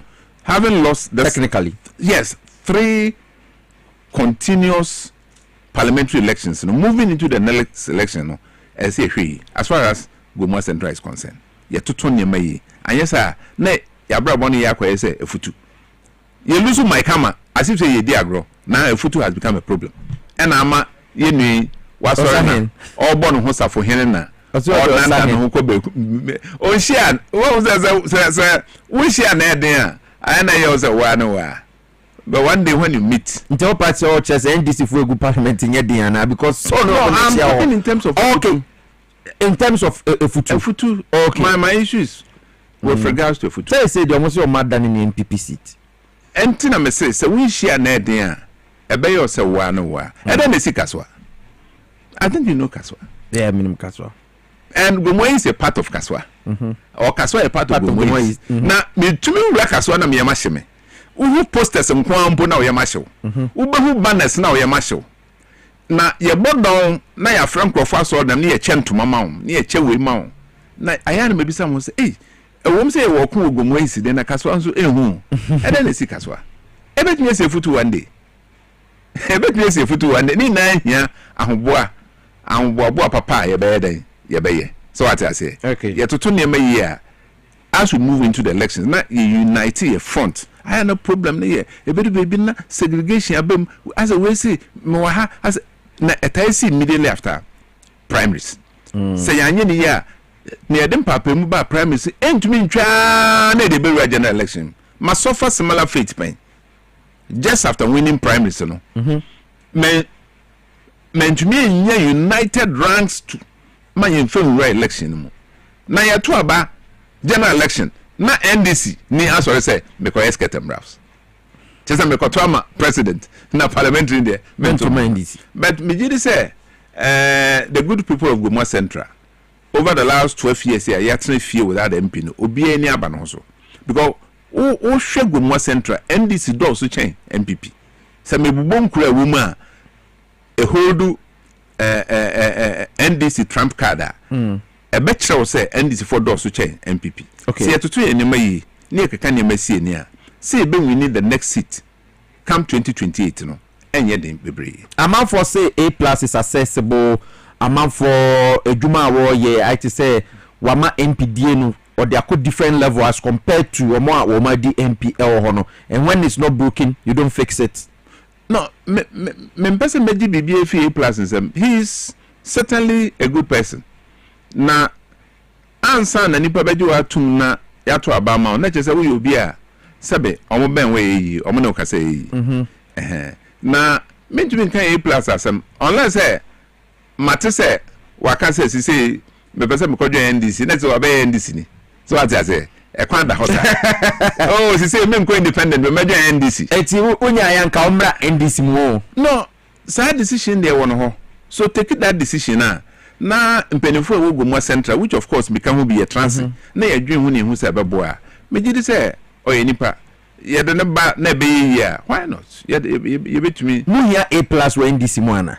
Oh, I can't say so for now because we still have equally very good and competent people who can annex the seat. So A+ are could as independent candidate in 2028.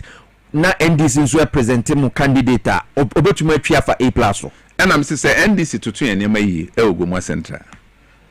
See to enema yi na enema bia ama yedi nkugu atwa so miensa no se keka si enima wanye be de ama A+. Near A+ ye okoswa yes ebe ni ama no still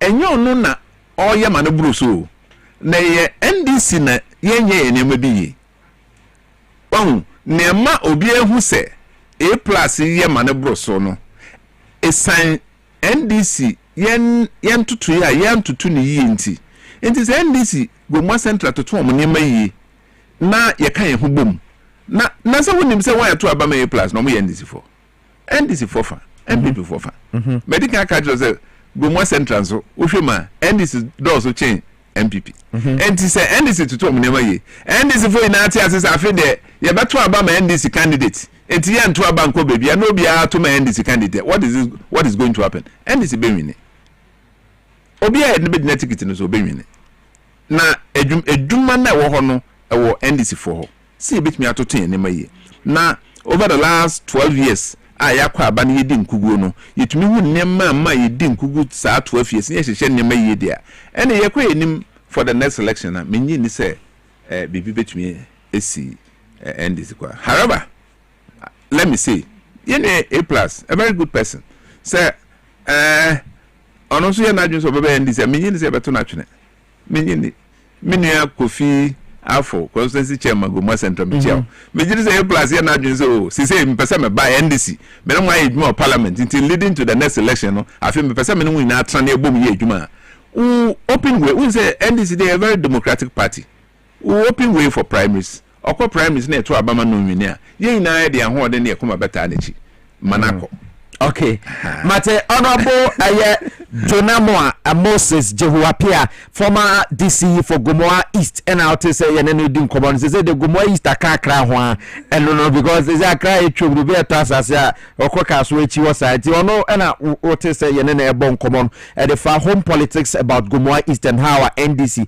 a position ni ho Gomwa East Gomwa Central and to a large extent Central region and Pempi no NDC etafa running native free ho dynamics net is and home common and I for baby but Paul Ameno Soji say NDC is the future for Ghanaians. MPP there never again. One na what they about no say MPP for per power which legacy which legacy na womode enidi power e Ghana ha. Joshua Kojo Dako appear was say honorable I should tell you that Liberia camp is also part of Gomo Budumbram. Okay, no, Liberia camp is the same Budumbram. Okay, Evans Nanado no. If Evans Nanado so the net about so you are too good and a top-notch communicator. God bless you, Honorable Jonamoa Moses Jehuapia. MSO constituent Nitiopa. MC Banker was saying you are indeed a communication luminary, Honorable Jehu Moses Apia. Now what's that about? So you are a blessing to Gomoa East and Gomoa Central. You are indeed a communicator. Messages now a free Gomoa Potemo Eba and so no. Amount for messages kakran so my Power FM Facebook page and so na honso adwen kire kakra aba no menken kan fama. Mensa Stella say very bad. What is it? Minim issue crow. Kofi Simon also some of us are looking keenly with the eagle's eyes. Things okay with the things going on. Time will tell. What is the affairs of the Sapima containers with cash and gold? National security operatives, please. Is there any conspiracy? I don't know. Positive change. Medina was say God bless President Mahama for turning the corners toward better economic recoveries. In just few months, his leadership has already shown remarkable progress from abolishing nuisance taxes and burdening citizens and businesses to laying down a clear path towards sustainable economic growth. We a positive change our free Medina and so Ede Ebaye and no. Owura Ahmed Shams, former parliamentary candidate Edema NDC Ewo Jama South. Ose me offer Piesie Michelle. I'm enjoying the interaction with Jehuapia. I'm listening to you live on Power FM. I hope say reception Mrs. Ede kama kakra eba Honorable Ahmed Shams meda sepa se monso monhwe jumadi Bembela enso Shein enso Ewo Sampa Jama North. Bembela, thank you so much. Mechia Jama North for nyina na fe we say good morning on behalf of people who are very concerned about the terrible consequences of illegal mining. Kindly find out from the honorable why the current ruling government is refusing to declare state of emergency on illegal mining in Ghana. Thank you, Reverend Father Ignatius James Yao Amponsa, Achem Entro 9 Eastern Region. On that note, Mayeko Galamsi in Seminum. Well, Mejidi say concerns are amount for a raise. Starting with the coalition. Okay. Head by Kenashibe, Dr. Kenashibe. Yeah, one declare state of emergency or Galamsey mining area. No? Yeah. The issue of state of emergency alone is not going to solve it. In fact, my lucky to have. How? The reason being, my lucky to have been to a typical Galamsey area, sir. Makoye more open. Okay. Makoye Galamsey. I went and did another work. Because more takwa ho baby. And amaye bin so achim ho baby. Na Galamsey na koye daily livelihood activity of the local people. Nipa nete hono. Or sorry your fan atare se na wa sorry for atare acheba XYZ. Or fan atare se no fan shovel pe. Or ko Galamsey site. Na education. I tell you, like me see about 4 or 5 regional ministers nominees are ye veti woma omo original ewo Galamsey areas. Any solutions are omo offer. Any neamahama e offer no eyepe.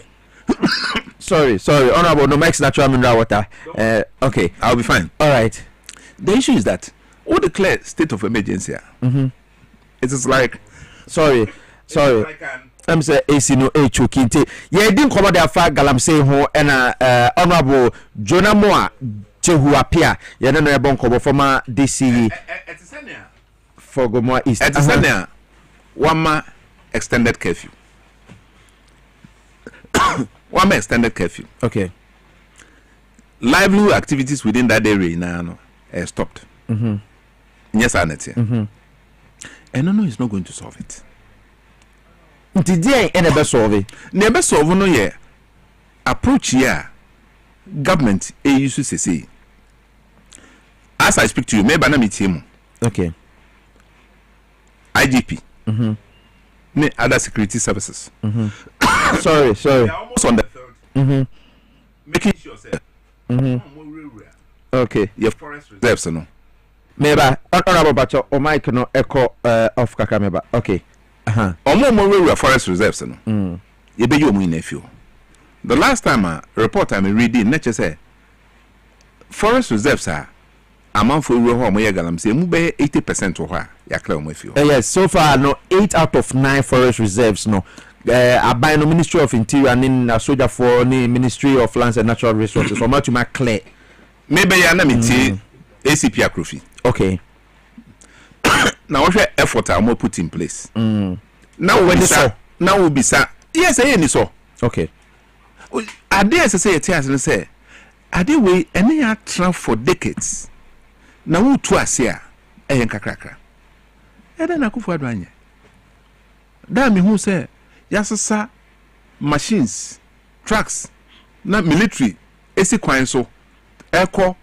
operation galam stop no na yam say ade we there I say to ano no for 8 years they couldn't nti approach no kakra so kakra stepping day by day who sees excavators who sees champagnes arresting some of the recalcitrant ones prosecuting them no you are sending the right signals to the other areas now we are in kakra at the end of the day you get there I don't think using a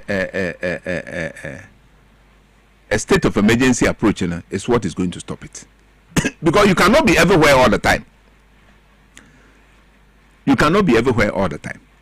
and if by so doing you be state of emergency near some military in a at a go it can be possible but I believe that the approach President Mahama government has adopted and they are the best the approach is the security interventions that is going on look at what is being done now want to mean first excavator ma on my own register okay the other time to meet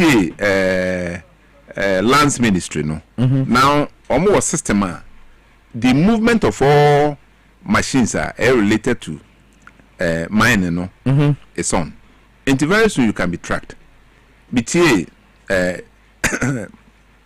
gold board CO2 and also they are putting in systems on better baby no gold no cry no say figure am say they won't buy it and when him say gold board inti so also will turn gold outside Ghana is difficult inti so buka kwa age man at the end of the day gold no ntumi nton it means that you are ejuma we no fruitless this is the approach and mind you say the medical can the livelihood of certain persons na so we yi obi anu aduane a esese wo de kasa kire so what I say ene boaseto etu sa na mo kakra kopim so obedu ho so won call typical galamsey areas you won't understand what I'm telling you that is what they do yeah oko takwa tebrebe that is what they do samahu petepom nenemu akopim wasa enforcement no okay and then we are using the education and then the gradual approach to nkakra ba hu no wedu ho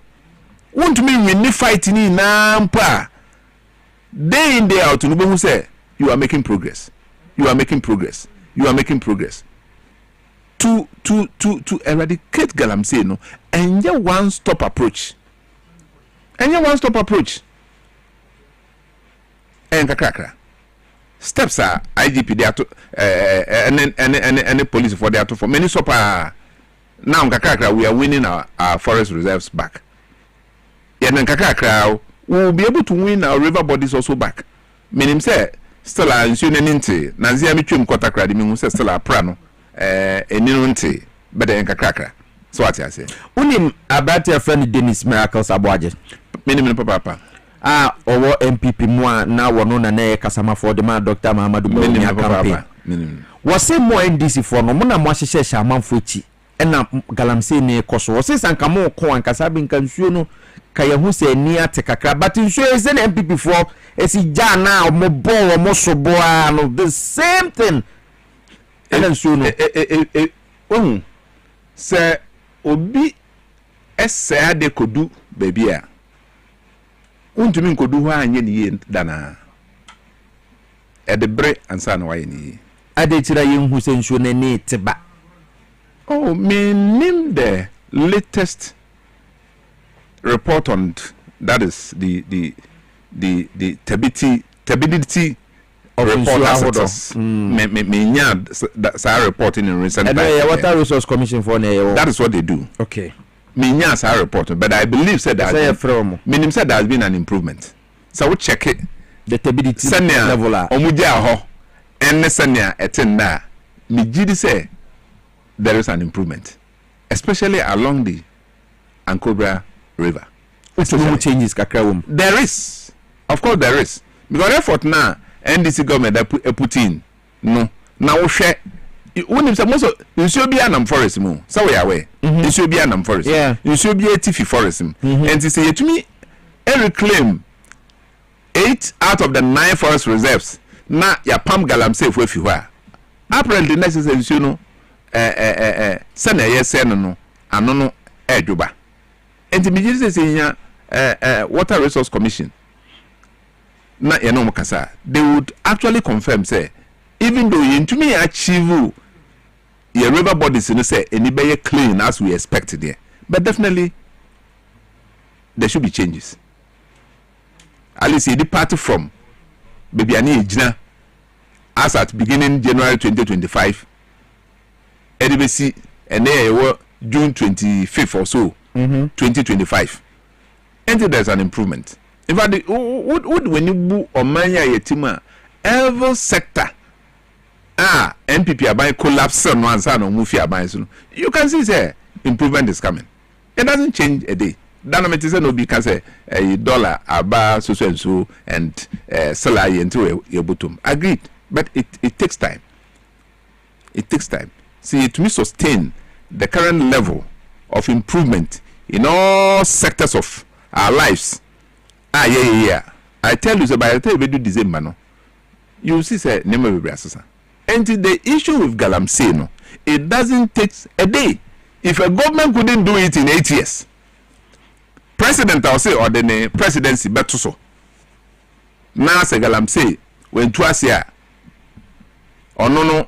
So be resign says to see to know for 8 years when to me anya another president ba so obeya enya bosumi num ne de yeti mahama onya bosumi nsia on the 7th July anza na mahama enya bosumi nsia na Galamsey hu adwuma no menim say wo as a media person wo hu bi wako feel de ko hu ne ekoso a ye mfa bosumi nsia na edi was Pristia hu ye mfa bosumi nsia ntu ase me manante Galamsey asase so pen matena boat etwa nsuo ekohu what is going on because me ye adwuma ho takwama wasamantin me ye adwuma wasamantin ewo kodokrom udu kodokrom no afa right ukwa akire me nante be about 5 kilometers into the forest na me ye adwuma foforo na wo hu ne ekoso a enti say den kakra pam about 80% of Galamsey if forester me gidi say one war friends water bodies nsuo ahoro no so ye hu adwume ebedu baby no bo change baba.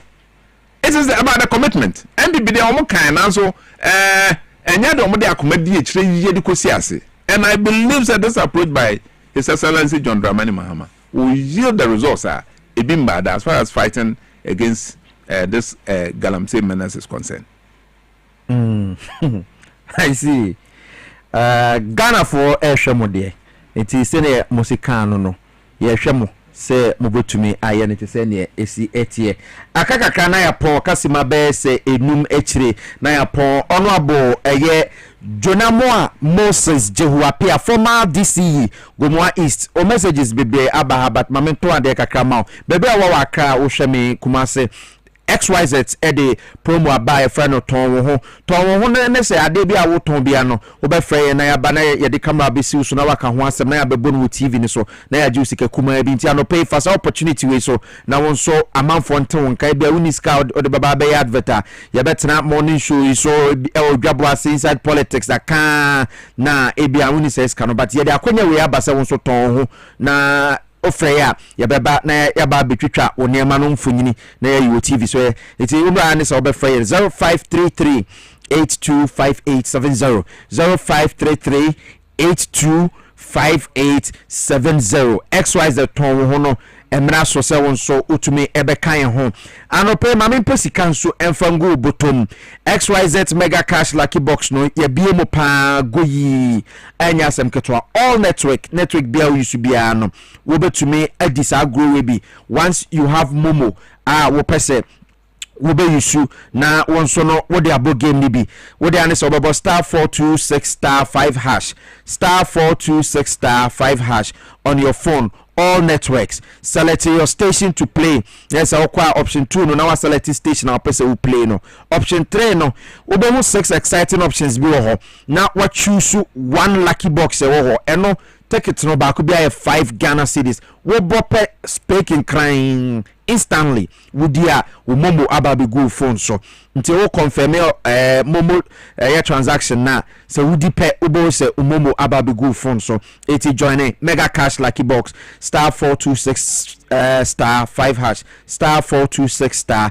5 hash na won so bobi ye wo NLA characters lottery platform no so windi 18 years want to me emo sa game we bi emani nyeye Medimosis Clinic and Herbal Center enso aso yasene yede Medimosis garlic capsules na ba Ceylon cinnamon ewuma eboa ema hunam dua no esi ne ho so honam beye fe umoja bedi afusani ye mo ananse ta chechemo sisi o sori ana osisi ache okopebi pharmacy bia mo Medimosis capsules no beboa matembia no wonso ada obetuma da na ho kama prostate issues and how sexual weakness male fertility or female fertility issues hypertension diabetes malaria typhoid STIs and nemo yare call Medimosis Clinic and Herbal Center yaso ye kese no ewa Adenta ye ne Adenta Divisional Police Command any division anymore ewon Accra eburikwa no so wo ba Accra Central so a ye wo Ghana Highway Authority yard nwa ewo ministries yaso ye ba ko ho eje kojo ye ba school for the deaf ntibo amwa shine man chopoli tema mo ba ko eje kojo school for the deaf wa ye wo ho kumasefo ye ba ko ahenema kokoben ewa anwan kwanta oboase kwan no so Fryan 0244 068 447 0244 068 447 Meko Honorable Jonamoa Jehu apia ho nemono Mohammed Ul Idrisu was NDC all the way where TVXYZ Facebook page and so Seidu Suiadu okay well, see, you are a communication genius, but I prefer you speak more of Gomoa East and the inappropriate picketing of leadership and abysmal performance of some of our constituency executives, which demeans the top-notch development and performance of our able MP, Dr. Desmond de Graft. Pay to yours truly, Dr. Seidu Suiadu. Wono Enodiaba was it Gomoa East needs more experienced hands and leadership, and you are no exception to such prowess. Continue the good work and bless you for having the grassroots at heart. Joshua Kujo Dakwapia was it Honorable River Yensu is our source of water. They are mining in it. Why don't you expand it rather than okay? The message is not clear. Wabwana Sunday about Joshua Kojo da Konapia was saying we have lithium in Gomoa Central, which belongs to the Gomoa Forest. What plans do you have for it? Okay, yeah, that's it. Eti messages kakra about no honorable. Yeah, pona emse ukrum for no.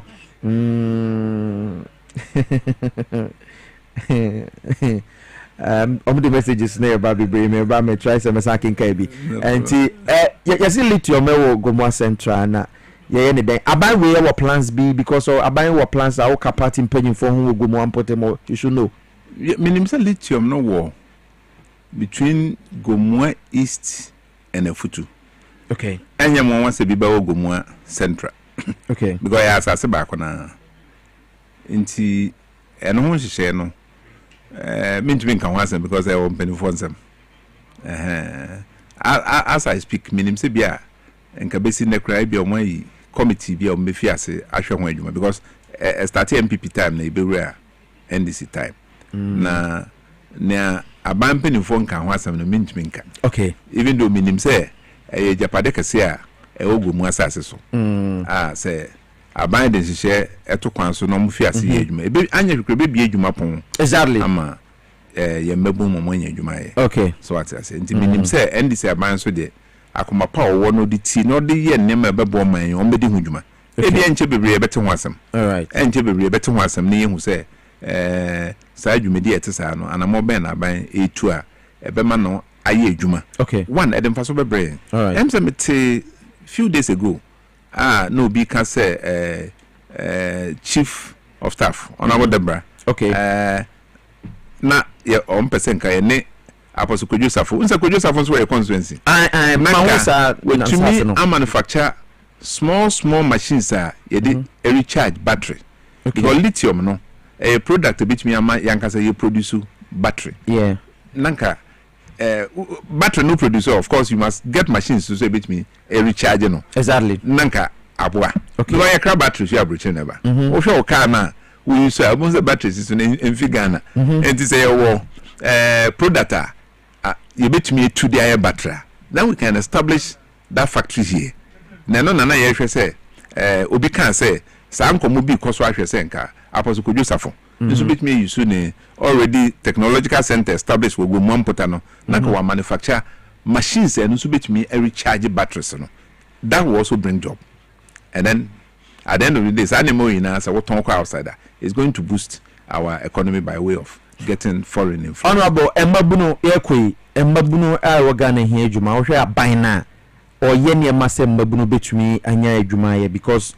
owo eho we grassroots person grassroots for yeah as for that one I can say so menije abrante we hu Malik Basantali ene anamoa otu and the minister a former colleague of mine go ADC na msumi ADC me hwe George Pariado yes me a meeting nap me bona baso in fact anamo mutu no so metumi assure Ghanaian youth say edwuma de besin the cry started francophone besin there are several sectors amount for starting year edwuma mind you we are rolling about 150,000 for youth employment only you do ebimbe for police service ebimbe for fire service to start with.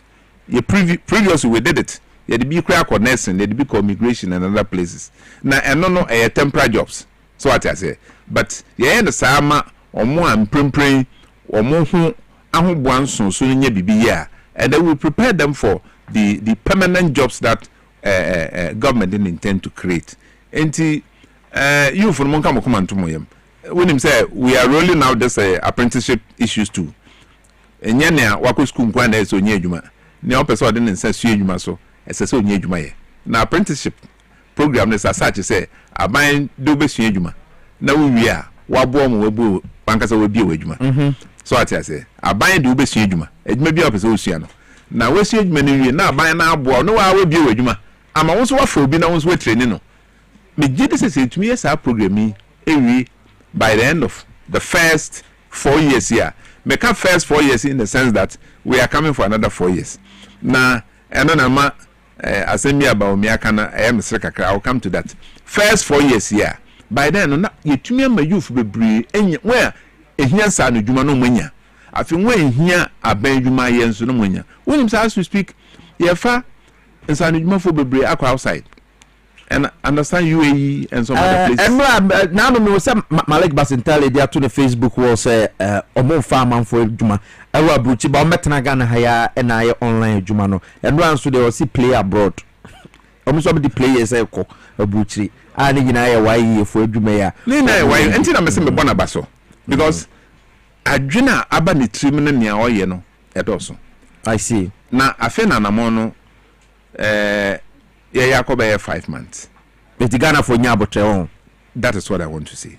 Mem first if you so more Ghana for man Munyabot. Akomapa Munya to Abama His Excellency John Dramani Mahama. To the man NDC no obi Nyabotre. And never be. In fact, many be but me who government are from Liman. And that's the first time me who say you resisting bima and never in stable. Since she near ton 1 city 5 months back. To say a ton 120 bill. Say until swa a bigina nejina. I was in Tamale just about 2 weeks ago. And what I saw there quite impressive. And Kanaka to Quay, William show say, as all folks can be count on the acco. Where the Missicana made the Quay and never on the side be a day, a buy. The play ticket will play ticket has been reduced. Okay. Lorry fare has been reduced. Goods and services inside town has been reduced. Mekoto tea kwa anoma. Menim say cap no 15 because so na the milk na from tea 7 cedis. Mekoto kosia na 4 cedis. Menim say 4 cedis because go kosia say at 3 cedis. And it's all over. Now the Americans say the reflection on a general scale ebe nimpe hu no, it takes time. Nyamkopompo de brain na ye adwuma. Nyame ono obo ade etumi na ekita no o de brain na ye adwuma. Me pese me kache Ghana fo ina say obi enya hotoso papa e wo NDC abam ne John Dramani Mahamam. Na ne bremu no enema papa ye de egu akwanso ebe ye adwuma. Magana fo atenka say ye to aba ma ba papa na mpanso ya sitremu aye papa.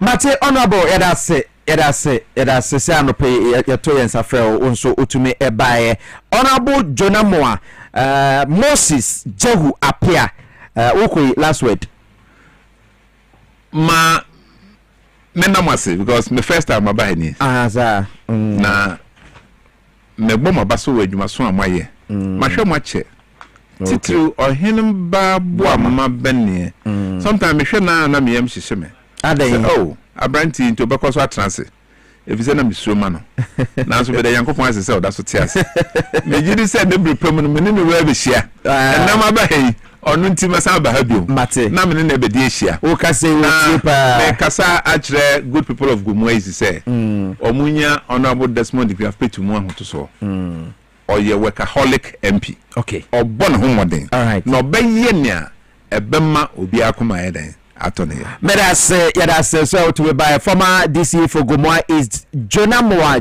Jehu Apia Moses Nsusa Moses Nsuka ni dingo Jonamoa Moses Jehu Apia yada say ebusha for yada juma de nisia amamode messages by antuma kai ni nyina no mo fanche do wa na ade na tranketi eti enye boapayo but ye koso no ye be kenkai ni nyina enso ede amamo ye sorry so Nicholas aye krado awode eye Power Mid Morning Show no ede brewo wone danlate ene ne nkrofo jumade Emmanuel Owusu ene hye with support from Emmanuela Opoku Desmond Sowa Prince K Francis ena afei Willie Sifa ena afei Prince Ofosu Ransford Jampu ene ne mrantie we MCI Emmanuel Netemo ya da munyina ase se mutume hwe me ne enki obrempon na di dwumadie no ebra o medidi Piesie Okrah Boys Prefect Chief Tankers Honorable without constituency. Have a very good morning and be good.